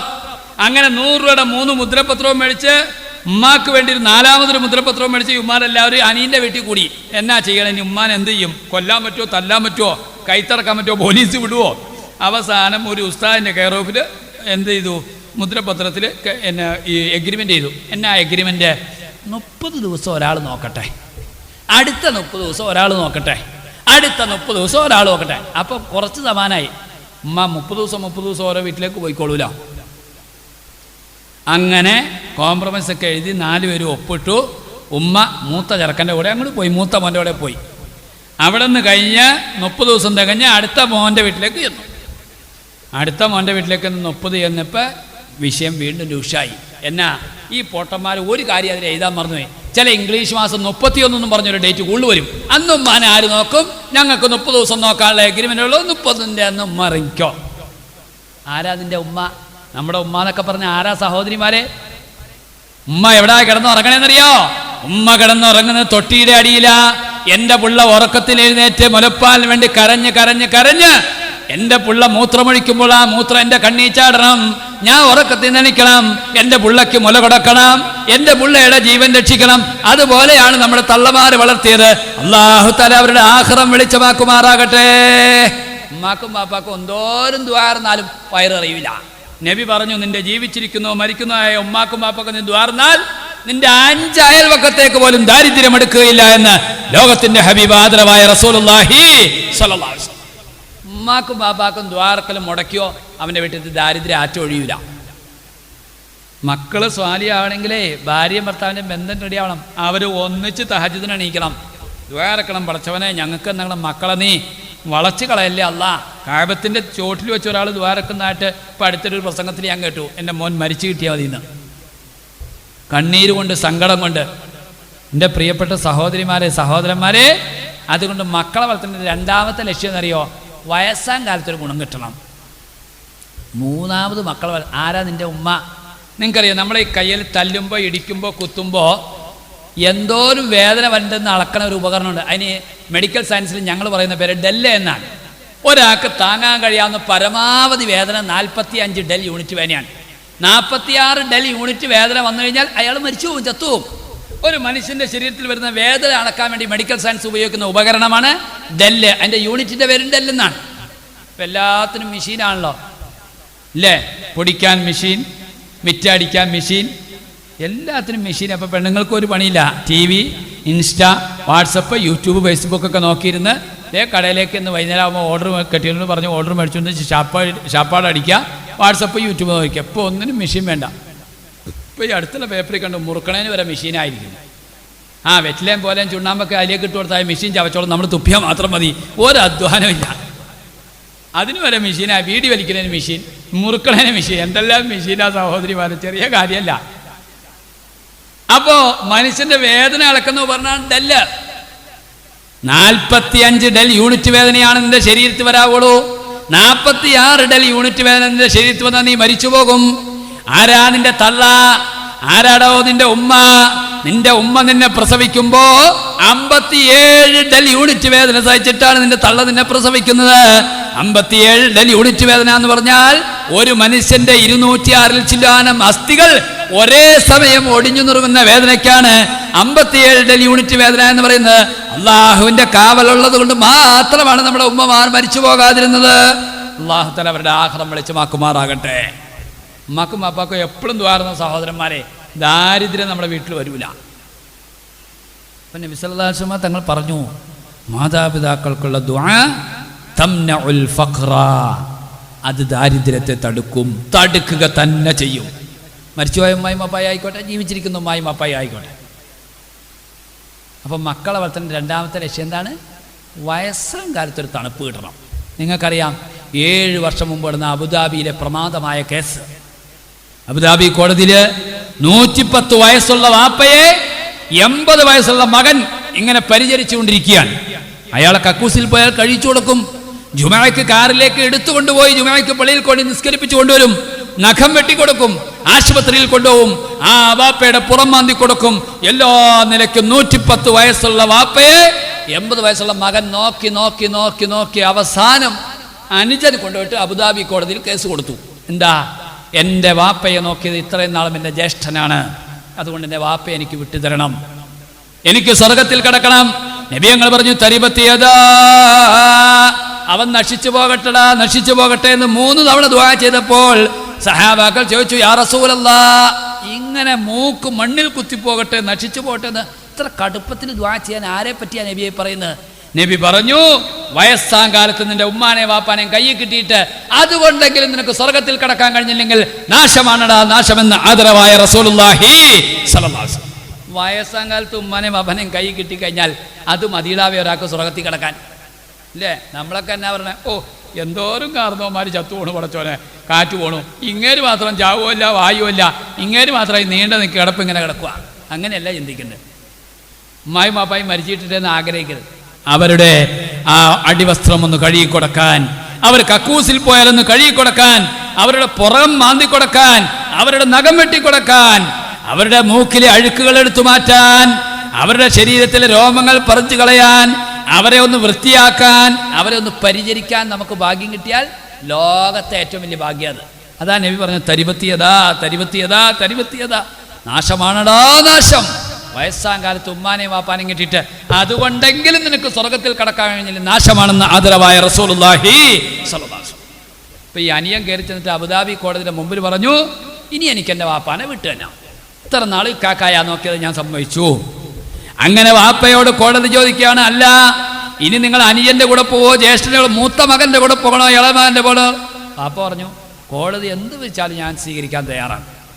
അവസാനം കോടതി പറയുകയാണ്, ഇതാ ഇനി അനിയന്റെ കൂടെ പോകട്ടെ, ഇത്രയും നാൾ ജ്യേഷ്ഠനല്ലേ നോക്കിയത്, മൂത്ത മകനല്ലേ നോക്കിയത്, ഇനി അനിയന്റെ കൂടെ പോകട്ടെ എന്ന് പറഞ്ഞപ്പോൾ ജ്യേഷ്ഠനാകുന്ന 82 വയസ്സുള്ള പടുകളവനായ മൂത്ത മകൻ നെഞ്ചത്തടിച്ചിട്ട് കരഞ്ഞിട്ട് ഓടിച്ചെന്നിട്ട് അബുദാബി കോടതിന്റെ കയ്യിൽ കാലിൽ കെട്ടിക്കിടന്ന് മറിഞ്ഞിട്ട് ആ നിലത്ത് കിടന്ന് ഉരുണ്ട് കിടന്ന് മറിഞ്ഞിട്ട്, മനഅനിൽ ജന്ന, നിങ്ങൾ എന്റെ സ്വർഗം തടഞ്ഞു കളഞ്ഞല്ലോ കോടതി, എനിക്കെന്റെ വാപ്പാനെ വിട്ടുതരണം, നിങ്ങളുടെ കാല് ഞാൻ പിടിക്കാം, എന്റെ വാപ്പാനെ എനിക്ക് വിട്ടുതരണമെന്ന് കോടതിയുടെ കാലിലേക്ക് ഇദ്ദേഹത്തിന്റെ കണ്ണുനീര് ചാടുവോളം അദ്ദേഹം ആ തറയിൽ കിടന്ന് ഉരുണ്ട് കിടന്ന് മറിഞ്ഞുവെങ്കിൽ, ഇതാണ് മക്കളെ വളർത്തലിന്റെ രണ്ടാമത്തെ ലക്ഷ്യം. വയസ്സാം കാലത്ത് ഗുണം കിട്ടണം. മഹാന്മാർ പറഞ്ഞു, ഉമ്മാനെ വാപ്പാനെ പൊന്നുപോലെ നോക്കണം.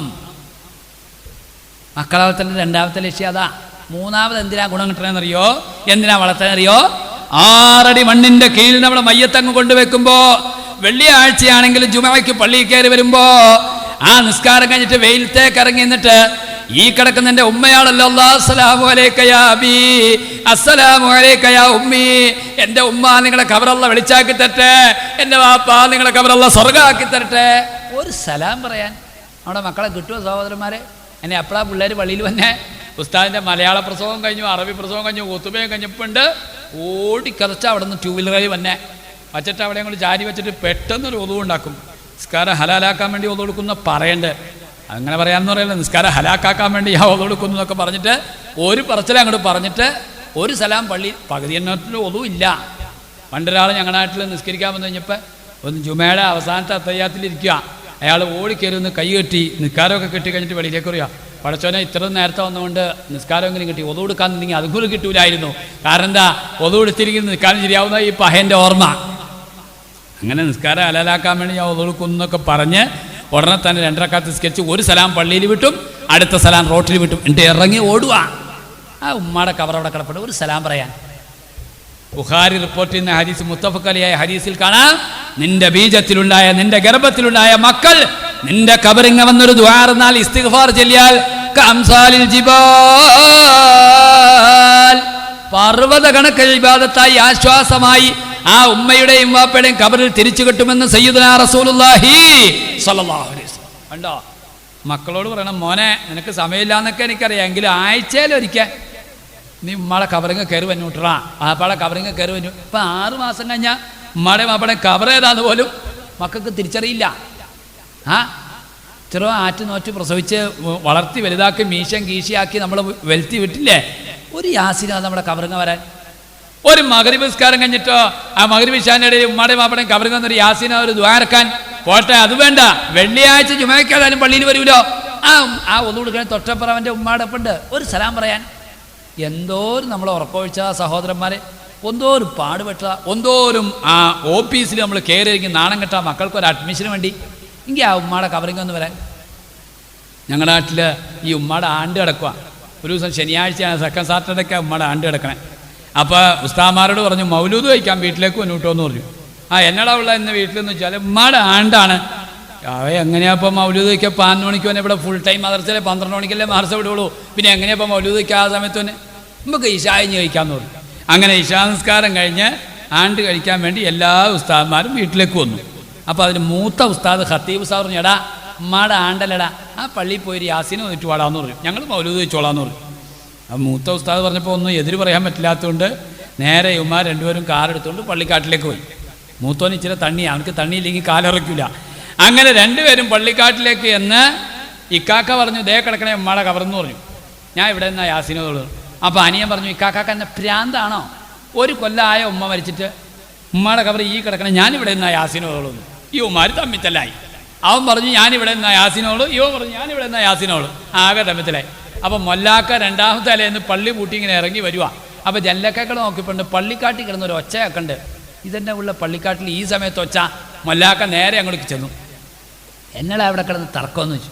അല്ല ഇക്കാക്ക പറയണു ഈ കിടക്കണേ ഉമ്മാടെ കവറെന്ന്, ഞാൻ പറയണു ഈ കിടക്കണേ ഉമ്മളെ. ഒരു വർഷം ആയിട്ടില്ല എന്ന് വിചാരിക്കണം. നമ്മുടെ പിള്ളേർ നമ്മുടെ കവറങ്ങ എന്തോരം കയറി വരും നിങ്ങളൊന്ന് ആലോചിച്ച് നോക്ക്. മഹാന്മാർ പറഞ്ഞു നിങ്ങൾ മക്കളെ വളർത്തേണ്ട മൂന്നാമത്തെ ലക്ഷ്യം കബറിൽ ഒരു തണുപ്പ് കിട്ടണം.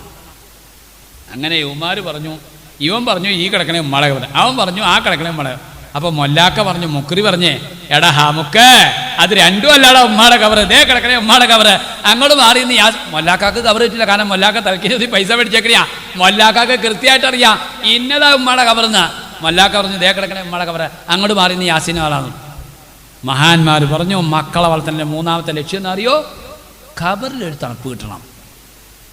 നാലാമത് എന്തിനാ മക്കളെ വളർത്തുന്നത്? മഹാന്മാർ പറഞ്ഞു നാലാമത് മക്കളെ വളർത്തേണ്ട ഏറ്റവും പ്രഥമമായ ലക്ഷ്യം അല്ലാഹുവേ 15.5 കോടി കിലോമീറ്റർ അപ്പുറം നിൽക്കുന്ന ചുട്ടുപൊള്ളുന്ന സൂര്യൻ അവിടെ ഉദിച്ചുയർന്നിട്ട് ടാറിട്ട റോട്ടിൽ നിന്ന് കാലം മെഴുകുതിരി പോലെ ഉരുകയാണ്. അങ്ങനെയുള്ള സൂര്യൻ നാളെ മഹ്ശറാ മൻസബയിൽ ഒരു ചുട്ടച്ചാൽ മുകളിലേക്ക് വരുമ്പോൾ ഈ ഉമ്മയാണ് എൻ്റെ മദ്രസാ വിദ്യാഭ്യാസം തടുത്തത്, ഈ ഉമ്മയാണ് എൻ്റെ ദീനി വിദ്യാഭ്യാസം തടുത്തത്, ഈ ഉമ്മായും വാപ്പായുമാണ്. എടാ നിനക്ക് SSLCക്ക് ഒത്തിരി പഠിക്കാനുണ്ട്, +2 ഒത്തിരി പഠിക്കാനുണ്ട്, നീ മദ്രസയിൽ പോയത് മതിയുടെ പുള്ളേ, നീ ദീൻ പഠിച്ചത് മതിയുടെ പുള്ളേ, നീ അള്ളാഹനെ മനസ്സിലാക്കിയത് മതി, നിന്റെ മദ്രസ നിർത്തിക്കോ, നിനക്ക് ട്യൂഷന് പോകാനുണ്ട്, നിനക്ക് സ്കൂളിൽ ഒത്തിരി പഠിക്കാനുണ്ട്, ഹോം വർക്ക് ചെയ്യാനുണ്ട്. മദ്രസയെ പഠിപ്പിക്കുന്ന ഉസ്താദന്മാരുടെ തൊഴിലാണ്, അത് അവരുടെ അന്നത്തിന് വേണ്ടി ചെയ്യുന്ന ഇടപാടാണ്. എടാ മോനെ നിനക്ക് സ്കൂളിൽ ഒത്തിരി പഠിക്കാനുണ്ട്, അത്യാവശ്യമൊക്കെ ഇപ്പം നീ പഠിച്ചു. അപ്പോൾ ഉസ്താദ് പറഞ്ഞു അല്ല അങ്ങനെ മദ്രസ നിർത്തല്ലേ, ആ പിള്ള കിഴക്കോട്ട് തിരിഞ്ഞ് നോക്കിയിരിക്കണേ. അതൊന്നും കുഴപ്പമില്ല ഉസ്താദ്, എങ്ങോട്ടെങ്കിലും ഒന്ന് തിരിഞ്ഞ് നിൽക്കിച്ചാൽ മതി, അതൊന്നൊരു വിഷയമല്ല ഉസ്താദ്. അല്ല ഈ പിള്ള റുക്കൂ ചെയ്യുമ്പോൾ എന്നാണ് ചാടിപ്പോയ സാധനം നോക്കണം മട്ടാ, അതൊന്നും വിഷയമല്ല ഉസ്താദ്, എങ്ങനെയെങ്കിലും ഒന്ന് കാണിച്ച് കൂട്ടിയാൽ മതി. നബിയങ്ങൾ പറഞ്ഞില്ലേ ഖിയാമത്ത് നാളാവുമ്പോൾ ദീനിയായ അറിവ് ഉയർത്തപ്പെടുന്ന. ശരിയത് എല്ലാ മദ്രസയിലും കുട്ടികൾ കൊഴിഞ്ഞുകൊണ്ടിരിക്കുകയാണ്, ദീനി വിദ്യാഭ്യാസം കിട്ടുന്നില്ല. എൻ്റെ പ്രിയപ്പെട്ട സഹോദരിമാരെ സഹോദരന്മാരെ, സൂറത്തുൽ അഹ്സാബ് നിങ്ങൾ പരിശോധിച്ചു നോക്ക്. ഈ ഉമ്മയും ബാപ്പയും കാരണമാണ് ഞങ്ങൾ വഴിപിഴച്ചു പോയത്. അതുകൊണ്ട് ഉമ്മാനെയും വാപ്പാനെയും ചെമ്പിൻ്റെ തറയിലേക്ക് മലർത്തി കിടത്തു അല്ലാഹ്. അവരുടെ നെഞ്ചിൻ്റെ മുകളിൽ കയറി നിന്നിട്ടാണെങ്കിൽ മക്കളാകുന്ന ഞങ്ങളുടെ കാലിൻ്റെ ചൂടൊന്നകറ്റട്ടെ എന്ന് സ്വന്തം മക്കൾ പൊട്ടിക്കറിഞ്ഞ അള്ളാഹിനോട് പരാതി പറയുമെന്ന് ആദരവായ റസൂലുള്ളാഹി. കണ്ടോ, ഇവിടെ 10 ബഹുമാന്യരായ ഉസ്താദന്മാരുണ്ട് ഈ മദ്രസയിൽ. ഒരു പിള്ളേനെയും +2 സമസ്ത കേരള ഇസ്ലാം മത വിദ്യാഭ്യാസ ബോർഡ് കുട്ടികളുടെ ചങ്ക് പഠിച്ച് നെഞ്ച് പഠിച്ച് പ്രായം മനസ്സിലാക്കി പക്വത മനസ്സിലാക്കി സ്കൂൾ സിലബസും കൂടി എടുത്ത് മുമ്പിൽ വെച്ചിട്ട് സിലബസ് തയ്യാറാക്കണേ. നിങ്ങളുടെ കുട്ടികൾ മദ്രസാ വിദ്യാഭ്യാസം നിർത്തിക്കളയാതെ ഓവർലോഡ് വരാതെ കൃത്യമായി മിടുക്കന്മാരായ വിദ്യാഭ്യാസ വിചക്ഷണരാണ് സമസ്ത കേരള ഇസ്ലാം മത വിദ്യാഭ്യാസ ബോർഡിൻ്റെ പാഠപുസ്തകങ്ങൾ തയ്യാറാക്കുന്നത്. എനിക്ക് കൃത്യമായിട്ട് അറിയാം. അതുകൊണ്ട് +2 വരെ മദ്രസാ വിദ്യാഭ്യാസം കൊടുത്തില്ലെങ്കിൽ ഒരു നാൾ ഉമ്മ ഖേദിക്കേണ്ടി വരും, ഒരു നാൾ വാപ്പ ഖേദിക്കേണ്ടി വരും. കുടുംബത്തിൽ ഛിദ്രതയുണ്ടാകും, കുടുംബത്തിൽ ഭിന്നതയുണ്ടാകും. ഉമ്മാനെ അനുസരിക്കാത്ത മക്കൾ പെരുകി വരും, വാപ്പാനെ അനുസരിക്കാത്ത മക്കൾ പെരുകി വരും. കല്യാണം കഴിച്ചാൽ ഭാര്യയെ അംഗീകരിക്കാത്ത ഭർത്താവിനെ മനസ്സിലാക്കാത്ത മക്കൾ പെരുകി വരും. മദ്രസാ വിദ്യാഭ്യാസം കൊടുക്കേണ്ട സമയത്ത് കൊടുത്തോ, ദീനി വിദ്യാഭ്യാസം കൊടുക്കേണ്ട സമയത്ത് കൊടുത്തില്ല എങ്കിലുണ്ടല്ലോ ഇടങ്ങേറായി പോകും. അതുകൊണ്ട് ആഖിറത്തിൽ ഗുണം കിട്ടണം. നാലാമത് മക്കളെ വളർത്തേണ്ട ഉദ്ദേശം എന്നാണ് ആഖിറത്തിൽ ഗുണം കിട്ടണം.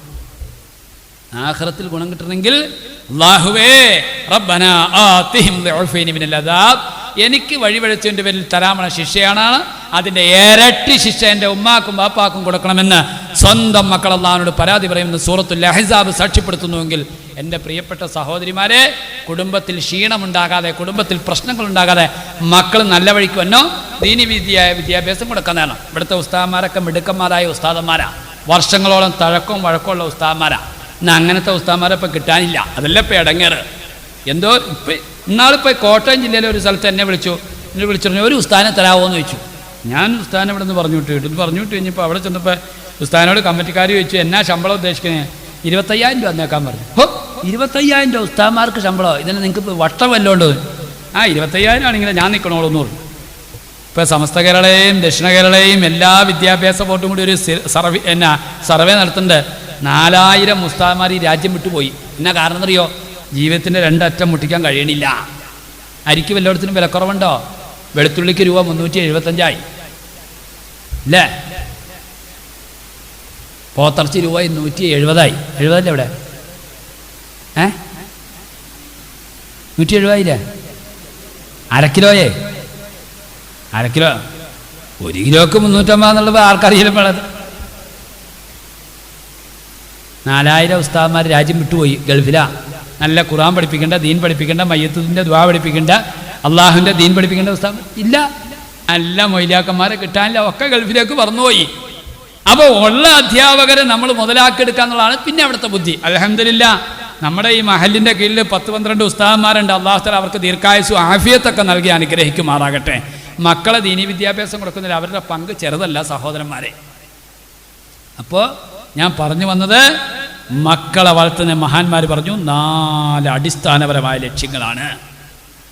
ഒരു പുള്ള ഉമർ റളിയല്ലാഹു ഇങ്ങനെ വീട്ടിലിരിക്കുമ്പോൾ ഒരു പുള്ള വാപ്പയുടെ കൈയും പിടിച്ചുകൊണ്ട്, ഒരു പുള്ളയുടെ കൈയും പിടിച്ചുകൊണ്ട് വാപ്പ ഇങ്ങനെ കയറി വന്നു. വാപ്പ കയറി വന്നിട്ട് ഉമർ തങ്ങളോട് പറഞ്ഞു, ഉമർ തങ്ങളെ എനിക്കൊരു കാര്യം പറയാണ്ട്. എന്നടാവേ? ഈ പുള്ള എന്നെ എപ്പോഴും മാന്തിപ്പറിക്കുകയാണ്, ഉപദ്രവിക്കുകയാണ്, കളിയാക്കുകയാണ്, ഇടിക്കുകയാണ്, കുത്തുകയാണ്. ഉമർ റളിയല്ലാഹു മോനെ വിളിച്ചിട്ട് ചോദിച്ചു, ഓടാ നീ വാപ്പാനെ ഉപദ്രവിക്കാറുണ്ടോ? താടക്കെട്ട് തട്ടാറുണ്ടോ? കൊങ്ങ പിടിച്ച് വെക്കാറുണ്ടോ? തല പിടിച്ച് വെത്തിക്കിട്ടിടിക്കാറുണ്ടോ? നീ ആവശ്യമില്ലാത്ത പറയാറുണ്ടോ? മോനപ്പോൾ കരയാൻ തുടങ്ങി. ഉമർ തങ്ങൾ പറഞ്ഞു, മോനെ അതൊന്നും ചെയ്യരുത്, നിന്റെ വാപ്പായാണ്, നിന്റെ പൊന്നുപ്പയാണ്, നീ ഇടിക്കാൻ പാടില്ല, കുത്താൻ പാടില്ല, നീ ഉപദ്രവിക്കാൻ പാടില്ല എന്നൊക്കെ പറഞ്ഞ് കൊച്ചിനെ ഉപദേശിച്ച് നല്ല ഉപദേശമൊക്കെ കൊടുത്തിട്ട് വാപ്പായും മോനും കൂടി അങ്ങോട്ട് തിരിച്ചുപോയി. ഒരു 100 മീറ്റർ അങ്ങോട്ട് ചെന്നപ്പോണ്ട് വാപ്പാടെ കൈ കൊച്ചിങ്ങനെ അങ്ങോട്ട് വിടിച്ചിട്ട് നേരെ ഉമർ ബിൻ ഖത്താബ് റളിയല്ലാഹുവിൻ്റെ അടുക്കലേക്ക് വന്നു. എന്നിട്ട് പറഞ്ഞു, ഉമർ തങ്ങളെ നിങ്ങൾ എന്നെ വല്ലാതെ ഉപദേശിച്ചില്ല, വാപ്പാനെ നോക്കണു കേട്ടോ, വാപ്പാനെ ആക്രി കച്ചവടം ചെയ്യുമ്പോൾ ചെയ്യരുത് കേട്ടോ, വാപ്പാനെ ഇടിക്കരുത് കുത്തരുതെന്നൊക്കെ പറഞ്ഞില്ലേ, അതൊക്കെ ഞാൻ കേൾക്കാം. പക്ഷേ എനിക്കൊരു ചോദ്യം ചോദിക്കാനുണ്ട് ഉമർ തങ്ങളെ. എൻ്റെ വാപ്പാക്ക് എന്നോട് വല്ല കടപ്പാടുണ്ടോ? എൻ്റെ ഉമ്മാക്ക് എന്നോട് വല്ല കടപ്പാടുണ്ടോ? എൻ്റെ വാപ്പ എന്ന് പറയുന്ന ഈ മനുഷ്യനക്ക് എന്നോട് വല്ല ബാധ്യതയുമുണ്ടോ? വഴിയിലേക്കുന്ന ഉമർ തങ്ങൾ, വഴിയിലേക്കുന്ന മനുഷ്യനെ ഉമർ തങ്ങൾ ഇങ്ങനെ തിരിച്ചു വിളിച്ചു, ഇങ്ങോട്ട് വന്നിടാവേന്ന് പറഞ്ഞു. ഈ കൊച്ചു വല്ലാത്തൊരു ചോദ്യമേ ചോദിച്ചേ അല്ലേ? എന്നിട്ട് മോനെ അടുത്തേട്ട് വിളിച്ചിട്ട്, മോനെ നിൻ്റെ പേരെന്നടാന്ന് ചോദിച്ചു. പേരെന്നാന്ന് ചോദിച്ചപ്പോൾ ഈ കൊച്ചു നുളോളി അങ്ങോട്ട് വർദ്ധിപ്പിക്കാൻ തുടങ്ങി, കരച്ചിൽ വർദ്ധിപ്പിക്കാൻ തുടങ്ങി.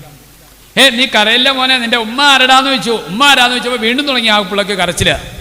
അവസാനം ചോദിച്ചു, നീ ഖുർആൻ പഠിച്ചിട്ടുണ്ടോ? നീ മദ്രസയിൽ പോയിട്ടുണ്ടോ? നിനക്ക് ദീനീ വിദ്യാഭ്യാസം കിട്ടിയിട്ടുണ്ടോ? ഇത് പറഞ്ഞപ്പോൾ ആ കൊച്ചു ഏങ്ങലടിച്ച് അങ്ങോട്ട് കരയാൻ തുടങ്ങി. എന്നിട്ട് ചോദിച്ചു, മോനെ നിൻ്റെ പേരെന്നടാന്ന് ചോദിച്ചു. പേര് ചോദിച്ചപ്പോൾ ഇവൻ പറഞ്ഞു, ഇസ്മി ജുഅൽ, എൻ്റെ പേര് ജുഅൽ എന്നാണ്. എന്താ ജുഅൽ എന്ന് പറഞ്ഞു കഴിഞ്ഞാൽ ഭയങ്കര വണ്ടിനാണ് ജുഅൽ എന്ന് പറഞ്ഞത്. 40 വർഷം പ്രായമുള്ള തെങ്ങിലേക്ക് വണ്ടി കയറി എന്താ, അത് അവിടെ നിന്ന് കൂടടച്ചു പോകും. കൊലക്കാരായ വാഴയിലേക്ക് വണ്ടി കയറിയാൽ എന്താ അവസ്ഥ? ആ വാഴക്കൂമ്പ് കുളഞ്ഞു പോകും, പിന്നെ വാഴ ഉണ്ടാവൂല, വാഴക്ക ഉണ്ടാവൂല. നമ്മുടെ ചെവിയിലേക്ക് രാത്രി ഒരു വണ്ട് പോയാൽ എന്താ നമ്മുടെ അവസ്ഥ? നമുക്ക് ഉറക്കമില്ല. ഇതുപോലെ ഉപദ്രവിക്കുന്ന സാധനത്തിന്റെ പേരാണ് ജുഅല്, വണ്ട്. ആ പേരാണ് ഈ പുള്ളക്ക് ഇട്ടേക്കണേ. അപ്പോൾ ഈ പുള്ള ഇങ്ങനെ വാപ്പാനെ മാന്തിപ്പറിക്കാൻ തുടങ്ങും, പിച്ചി പറിക്കാൻ തുടങ്ങും, തലയെ പിടിച്ച് മാന്തും, കളിയാക്കും, ഇടങ്ങേറാക്കും. മൃതങ്ങൾ പറഞ്ഞു, അത് ശരിയല്ല. രണ്ടാമത് ചോദിച്ചു, നിന്റെ ഉമ്മയാരാണ്? ഉടനെ തന്നെ ആ കുട്ടി പറഞ്ഞു, എൻ്റെ ഉമ്മ എന്ന് പറഞ്ഞാൽ ദക്ഷിണാഫ്രിക്കയിൽ നിന്ന് പണ്ട് അടിമ സ്ത്രീകളെ കൊണ്ടുവരാറുണ്ട്. മദീനയിൽ അടിമ സ്ത്രീകളെ കൊണ്ടുവന്നിട്ട് സംയോഗത്തിലൂടെ ഉണ്ടാകുന്ന മക്കളുണ്ട്, ആ കൂട്ടത്തിൽപ്പെട്ടതാണ് എൻ്റെ ഉമ്മ. ഒരു തെക്കും വടക്കും അറിയാൻ പാടില്ല, തെറിയല്ലാതെ വായിന്ന് ചാടൂല, ഒരു സംസ്കാരമില്ലാത്ത തള്ളയാണ് എൻ്റെ തള്ള. ഉടനെ ഉമർ തങ്ങൾ പറഞ്ഞു, ഒരു വാപ്പ എന്നുള്ളവരക്ക് കുട്ടിയോട് ഒന്നാമത്തെ നടപടി എന്ന് പറയാം, പുള്ളക്ക് പേരിടുമ്പോൾ നല്ല പേരിടണം. എന്നാ പേരിനെ? ഖൈറുന്നിസാ, പെണ്ണുങ്ങളിൽ ഏറ്റവും നല്ല പെണ്ണ്. ഹസീന, ഏറ്റവും നല്ല പെണ്ണ്. മറിയം ബീവി, ഏറ്റവും നല്ല പേര്. ഖദീജ ബീവി, ഏറ്റവും നല്ല പേര്. ആയിഷ, ഏറ്റവും നല്ല പേര്. സ്വാലിഹ, ഏറ്റവും നല്ല പേര്. മക്കൾക്ക് പേരിടുമ്പോൾ ആമക്കൾക്കാണെങ്കിലും പെമ്മക്കാണെങ്കിലും സ്വാലിഹീങ്ങളുടെയും പ്രവാചകന്മാരുടെയും നബിമാരുടെയും ഔലിയാക്കന്മാരുടെയും പേരിടണം. അബ്ദുള്ള കൂട്ടിയിടണം, മുഹമ്മദ് ഇടണം, ഇതൊക്കെ നല്ല പേരാണ്. അപ്പം കൊച്ചിൻ്റെ പേരിന് ജുഅല എന്നാണ്, അതിൻ്റെ സ്വഭാവമാണ് അത് കാണിക്കുന്നത്. രണ്ടാമത് പറഞ്ഞു, വാൻ തഖ്താറ ഉമ്മഹു, ഉമ്മാനെ തെരഞ്ഞെടുക്കുമ്പോൾ നല്ല ഉമ്മാനെ നോക്കി തെരഞ്ഞെടുക്കണം. ആരാ നിന്റെ ഉമ്മ എന്ന് ചോദിച്ചപ്പോൾ അന്ന് ദക്ഷിണാഫ്രിക്കയിൽ നിന്ന് കൊണ്ടുവന്ന അടിമ സ്ത്രീയാണ് എൻ്റെ ഉമ്മ. ഒരു സംസ്കാരമില്ല. കല്യാണം കഴിക്കാൻ വേണം ആള് തീരുമാനിക്കണം. എനിക്കൊരു പുള്ള ഉണ്ടാകാനുള്ള ആ പുള്ളക്ക് അലിഫുബാ പറഞ്ഞു കൊടുക്കാനുള്ളതാണ്. ആ പുള്ളക്ക് ബാങ്ക് കൊടുക്കുന്നു, ഇതാ നീ ബാങ്ക് കൊടുക്കുന്നതുകൊണ്ട് മിണ്ടാതിരിക്കെ, വാട്സപ്പ് ഓഫാക്ക്, TV ഓഫ് ചെയ്യ്, അള്ളാഹുവിന്റെ പരിശുദ്ധമായ ബാങ്കിനെ നീ ബഹുമാനിക്ക്. ഇത് പറഞ്ഞു കൊടുക്കേണ്ട ആളാ ഉമ്മ. അതുപോലത്തെ ഉമ്മാനെ നോക്കി സാലിഹത്തായ പെണ്ണിനെ നോക്കി കെട്ടണം. അതുണ്ടായില്ല അവിടെ. മൂന്നാമത് ചോദിച്ചു, നീ ഖുർആൻ പഠിച്ചിട്ടുണ്ടോ? ആ കൊച്ചു പറഞ്ഞു, വമാ അല്ലമനി ആയത്തൻ മിൻ ആയാത്തില്ലാ. ഒരു മുറി ആയത്തെന്നല്ല, ഒരു ഫുൾ ആയത്തെന്നല്ല, ഖുർആൻ ഞാൻ കണ്ടിട്ടേ ഇല്ല. ഒരു മുറി ആയത്ത് പോലും എൻ്റെ വാപ്പ എന്നെ പഠിപ്പിച്ചിട്ടില്ല. ഉണ്ടോ? ഉടനെ ഉമർ പറഞ്ഞു, ഫഹ്റുജ്, കടക്കടാ വീട്ടിൽ നിന്ന്. ഇന്നക്കലാ തലൂമന്നെ ഇല്ലാ നഫ്സക, നീ നിന്നെ തന്നെ അല്ലാണ്ട് കുറ്റം പറയണ്ട. കാരണം കുഴപ്പം നിന്റെ ഇല്ല. നീ പിള്ളേനെ ഓതാൻ വിട്ടിട്ടില്ല, നീ പിള്ളേനെ മദർസയിൽ വിട്ടിട്ടില്ല, നീ ദീൻ പഠിപ്പിച്ചിട്ടില്ല. അമ്മായി വാപ്പായനെ അനുസരിക്കോ പിള്ള? നിങ്ങളൊന്ന് ആലോചിച്ച് നോക്കി. എത്ര മണിക്കാരത്തിൻ്റെ? ഓക്കെ. അതുകൊണ്ട് സഹോദരിമാരെ, നിങ്ങൾക്ക് നല്ല മക്കൾ വേണോ? നല്ല ഭർത്താക്കന്മാർ നിങ്ങളെ പെൺമക്കൾക്ക് വേണോ? നിങ്ങളുടെ ആ മക്കൾക്ക് നല്ല ഭാര്യമാർ വേണം. മദർസയിലേക്ക് വിട്. ഒരു കുട്ടി സ്കൂൾ വിട്ടിട്ട് വന്നു കഴിഞ്ഞാൽ ഉമ്മാക്ക് എന്നാ വെപ്രാളറിയും. ഉമ്മ 4 മണിക്ക് ഗ്യാസിൽ ചായ വെച്ചേക്കുമായിരിക്കും. ഉമ്മ ഓടി ചെന്ന് ബാഗ് ഇങ്ങോട്ട് വലിച്ചെറിക്കും. മുറ്റത്തേക്ക് കൊച്ചു കയറി വരുമ്പോൾ തന്നെ എൻ്റെ ബാഗ് അങ്ങോട്ട് തുറക്കും. എന്നെ ഡയറി എടുക്കും. എടാ ഇന്ന് സാറ് എന്നൊക്കെയാണ് എഴുതാൻ പറഞ്ഞേക്കണേ, ഏതൊക്കെയാണ് വായിക്കാൻ പറഞ്ഞേക്കണേ, എന്നൊക്കെയാണ് ഹോംവർക്ക് ചെയ്യാൻ പറഞ്ഞേക്കണേ, എന്തൊക്കെയാണ് പഠിച്ചുകൊണ്ടില്ലാൻ പറഞ്ഞേക്കണേ, ഏതൊക്കെ പടം വരയ്ക്കും. ഉമ്മാക്ക് എന്നാ വെപ്രാള. എനിക്ക് ഒരു കൊച്ചു മദർസ വിട്ടിട്ട് അങ്ങോട്ട് കയറി പറ്റേ. ഈ പെണ്ണുങ്ങൾ നിന്നോടത്തി അനങ്ങുമോ? ഇന്ന് എന്നാടാ ഉസ്താദ് പഠിപ്പിച്ച? ഉമ്മാനെ തല്ലാനാണോ പഠിപ്പിച്ച? വാപ്പനെ കൊല്ലാനാണോ പഠിപ്പിച്ച? ഏത് ഇവിടുത്തെ പെണ്ണുങ്ങളെ പറ്റി അല്ലാട്ട് പറയണേ. എൻ്റെ നാട്ടിലെ ഇവിടുത്തെ പെണ്ണുങ്ങളെ അത്ര നല്ല പെണ്ണുങ്ങളെ ലോകത്ത് ഞാൻ കണ്ടിട്ടില്ല. എൻ്റെ നാട്ടിലെ പെണ്ണുങ്ങളെ പറ്റി പറയണേ. ഇന്ന് ഏത് ദുആയാടാ ഉസ്താദ് മദർസയെ പഠിപ്പിച്ച? ഉമ്മാനെ തല്ലാനാണോ പഠിപ്പിച്ച? വാപ്പനെ കൊല്ലാനാ? എൻ്റെ പ്രിയപ്പെട്ട സഹോദരിമാരെ, നിങ്ങൾ ചോദിക്കണം. ഇങ്ങനെ മക്കളെ ദീനനുസരിച്ച് വളർത്തിക്കഴിഞ്ഞാൽ നിങ്ങളുടെ കുടുംബത്തിൽ ഐശ്വര്യമുണ്ടാകും, സമാധാനമുണ്ടാകും, കുടുംബത്തിൽ സ്നേഹമുണ്ടാകും. ഇപ്പം ഇതൊക്കെ പറയാൻ സമയമില്ല. കുടുംബബന്ധം, ഉമ്മായും വാപ്പായും തമ്മിലുള്ള ബന്ധം, ഭാര്യയും ഭർത്താവും തമ്മിലുള്ള ബന്ധം, വാപ്പായും മക്കളും തമ്മിലുള്ള ബന്ധം, മരുമോളും അമ്മായിയും തമ്മിലുള്ള ബന്ധം, കൊച്ചാപ്പായും മൂത്താപ്പായും തമ്മിലുള്ള ബന്ധം, മൂത്താപ്പായും അനിയനും തമ്മിലുള്ള ബന്ധം, ഇതൊന്നും പറഞ്ഞിട്ടില്ല. ഞാൻ വടിയൊടിക്കാൻ പോയിട്ടുള്ളൂ, തല്ല് തുടങ്ങിയിട്ടില്ല. എനിക്കറിയാം നിങ്ങൾക്ക് നല്ലോണം വിശക്കുന്നുണ്ടെന്നും നിങ്ങളുടെ സാഹചര്യം പ്രതികൂലമാണെന്നൊക്കെ അറിയാം. ഇൻഷാ അല്ലാഹ് ഇന്ന് ഒരു മഴ പെയ്തു പോയി, അതൊന്നും നിങ്ങൾ പേടിക്കണ്ട.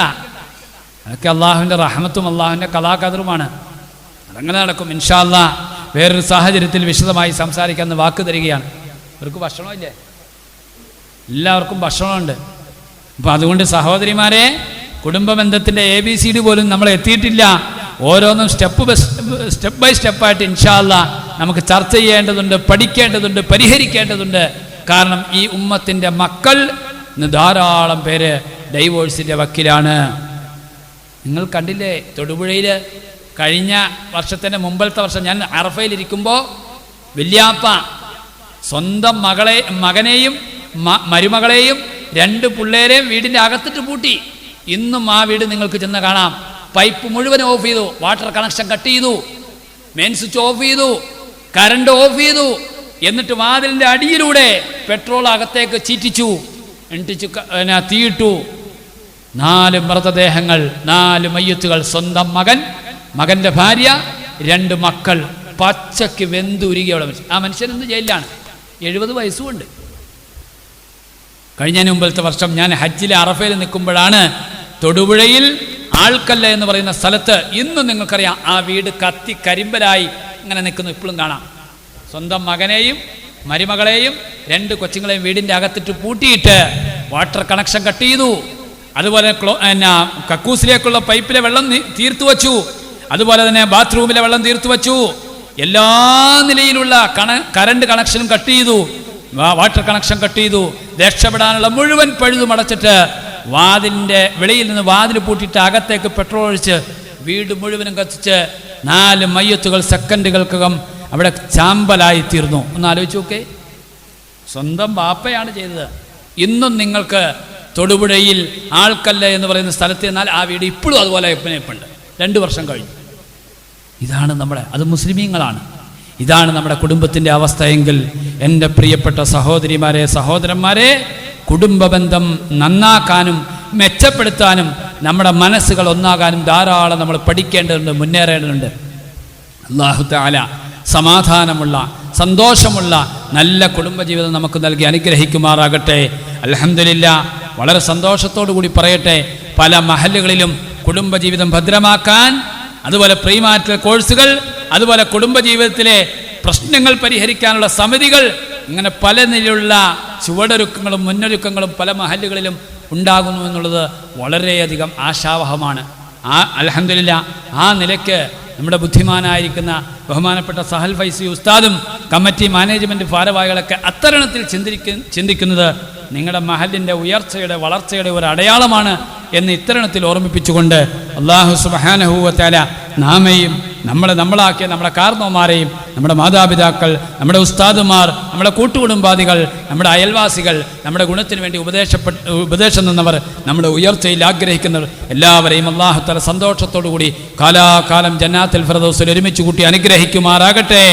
ആത്മാർത്ഥമായി ദുആ ചെയ്യുന്നതിനോടൊപ്പം ഈ പരിശുദ്ധമായ വെള്ളിയാഴ്ച രാവിനെ സാക്ഷി നിർത്തിക്കൊണ്ട് ഈ പരിശുദ്ധമായ വെള്ളിയാഴ്ച രാവിൽ അള്ളാഹുവിൻ്റെ പരിശുദ്ധമായ റഹ്മത്തിൻ്റെ മലക്കുകൾ ഇറങ്ങുന്ന ഈ സമയത്ത് അള്ളാഹു തആല നമ്മളെല്ലാവരെയും കണ്ണീര് കുടിക്കുന്ന ഒരു അസുഖവും വരുത്താതെ നമ്മളെ ചീഞ്ഞു നാറുന്ന അസുഖങ്ങളിൽ നിന്നും, ക്യാൻസറിൽ നിന്നും, എയ്ഡ്സിൽ നിന്നും, വണ്ടി ആക്സിഡന്റിൽ നിന്നും, അപകട മരണങ്ങളിൽ നിന്നും, ഈമാനില്ലാത്ത മരണങ്ങളിൽ നിന്നും നമ്മളെയും നമ്മുടെ ഭാര്യ ഭർത്താക്കന്മാരെയും നമ്മുടെ കുഞ്ഞുങ്ങളെയും നമ്മുടെ തലമുറയെയും നമ്മുടെ മാതാപിതാക്കളെയും വേണ്ടപ്പെട്ടവരെയും അല്ലാഹു തആല എല്ലാ നിലയ്ക്കും ഹിഫാദത്ത് നൽകി അനുഗ്രഹിക്കുമാറാകട്ടെ. അൽഹംദുലില്ലാഹി റബ്ബിൽ ആലമീൻ ഹംദൻ യുവാഫി നിഅമഹു വയകാഫി മസീദ. അല്ലാഹുമ്മ സ്വല്ലി അലാ സയ്യിദിനാ മുഹമ്മദിൻ വഅലാ ആലി സയ്യിദിനാ വമൗലാനാ മുഹമ്മദ്. റഹ്മാനായ റബ്ബേ, റഹീമായ അല്ലാഹ്, കരുണക്കടലായ നാഥ, വിട്ടുവീഴ്ചയുള്ള അല്ലാഹുവെ, ഞങ്ങളെല്ലാവരെയും നീ കബൂലാക്കണേ അല്ലാ. ഞങ്ങൾക്ക് നീ മഗ്ഫിറത്തും മർഹമത്തും നൽകണേ അല്ലാ. ഞങ്ങളുടെ ഉമ്മാക്കും വാപ്പാക്കും നീ പുറത്തു നൽകണേ അല്ലാ. ചോദ്യപ്പാടില്ലാതെ ഞങ്ങളുടെ ഉമ്മാക്കും വാപ്പാക്കും നീ സ്വർഗം നൽകണേ അല്ലാ. പടച്ചവനെ, ഞങ്ങൾക്ക് വേണ്ടി ഞങ്ങളുടെ മാതാപിതാക്കൾ കഷ്ടപ്പെട്ടതിനും ഇടങ്ങേറാതിനും ബുദ്ധിമുട്ടിയതിനും ഉറക്കമൊഴിച്ചതിനും കണക്കില്ല അല്ലാ. ഞങ്ങളുടെ ഉമ്മാനെ വാപ്പാനെ നീ സ്വർഗത്തിൽ ഒരുമിച്ച് കൂട്ടണേ അല്ലാ. ഞങ്ങളുടെ മക്കളെ നീ സ്വാലിഹീങ്ങളാക്കണേ അല്ലാ. പടച്ചവനെ, നിന്റെ ദീനിനെ അനുസരിക്കുന്ന, മാതാപിതാക്കളെ അനുസരിക്കുന്ന, അതുപോലെ തന്നെ ഉസ്താദുമാരെ അനുസരിക്കുന്ന, ദീനിൻ്റെ വിധിവിലക്കുകൾ അംഗീകരിച്ച് നല്ല അഹ്ലുസുന്നത്തി വൽ ജമാഅത്തിൻ്റെ ആശയാദർശത്തിൽ അടിയുറച്ച് വിശ്വസിക്കുന്ന നല്ല സ്വാലിഹീങ്ങളായ മക്കളെ നൽകണേ അല്ലാ. ചീഞ്ഞു നാറുന്ന അസുഖങ്ങളെ തൊട്ട് കാക്കണേ അല്ലാ. ക്യാൻസർ, എയ്ഡ്സ്, വണ്ടി ആക്സിഡന്റ്, അപകട മരണങ്ങളെ തൊട്ട് കാക്കണേ അല്ലാ. പടച്ചവനെ, ഞങ്ങളുടെ കുഞ്ഞുങ്ങൾ ഞങ്ങൾക്കൊരു പ്രതീക്ഷയാണ്. ഞങ്ങളുടെ മക്കളെ നീ സ്വാലിഹീങ്ങളാക്കണേ അല്ലാ. ഹജ്ജും ഉംറയും ചെയ്യാനുള്ള മഹാഭാഗ്യം ഞങ്ങൾക്കെല്ലാവർക്കും നീ നൽകണേ അല്ലാ. ഈ മഹല്ലിനെ ഓരോ നിമിഷവും അഭിവൃദ്ധിയിൽ നിന്ന് അഭിവൃദ്ധിയിലേക്ക് നീ ഉയർത്തണേ അല്ലാ. ഞങ്ങളെല്ലാവരെയും സന്തോഷത്തോടു കൂടി ജന്നാത്തുൽ ഫിർദൗസിൽ ഒരുമിച്ച് കൂട്ടണേ അല്ലാ. ലോക മുസ്ലിമീങ്ങൾ പല നിലയ്ക്കും കഷ്ടപ്പാടിലും ഇടങ്ങേറിലും ബുദ്ധിമുട്ടിലും യുദ്ധത്തിലും ചോരയിലുമാണ്. അള്ളാഹുവെ, നീ സംരക്ഷണം നൽകണേ അല്ലാ. ലോകത്തിൻ്റെ പല ഭാഗത്തും മുസ്ലിമീങ്ങൾ ക്രൂരമായി ആക്രമിക്കപ്പെട്ടുകൊണ്ടിരിക്കുകയാണ്. സഹിക്കാൻ കഴിയുന്നില്ല അല്ലാ. കണ്ടിട്ട് ഞങ്ങളുടെ മനസ്സ് വിങ്ങിപ്പൊട്ടുകയാണ്. പാവങ്ങളായ ഞങ്ങളുടെ സഹോദരി സഹോദരന്മാർക്ക് അള്ളാഹുവെ, നീ രക്ഷ നൽകണേ അല്ലാ. നീ സലാമത്ത് നൽകണേ അല്ലാ. നീ തുമഅനീനത്ത് നൽകണേ അല്ലാ. ഞങ്ങളുടെ സാധുക്കളായ ഈ മദ്രസയിലും പള്ളിയിലും ജോലി ചെയ്യുന്ന ഉസ്താദുമാർക്ക് ആഫിയത്തും ദീർഘായുസ്സും നൽകണേ അല്ലാ. അവരുടെ തൊഴിലിലും ജോലിയിലും നീ ബറക്കത്ത് ചെയ്യണേ അല്ലാ. ഈ മഹല്ലിലെ ഓരോ അംഗങ്ങൾക്കും ദീർഘായുസ്സുള്ള ആഫിയത്ത് നൽകി അനുഗ്രഹിക്കണേ അല്ലാ. റബ്ബനാ ആതിനാ ഫിദ്ദുനിയാ ഹസന വഫിൽ ആഖിറതി ഹസനത വഖിനാ അദാബന്നാർ. ആമീൻ ബിറഹ്മതിക യാ അർഹമർ റഹീമീൻ. والحمد لله رب العالمين بحق صلى الله على محمد صلى الله عليه وسلم. صلى الله على محمد صلى الله عليه وسلم. اللهم صل على محمد والآل أهل البيت سلم. صل على جميع الأنبياء والمرسلين. الحمد لله رب العالمين. السلام عليكم ورحمة الله وبركاته.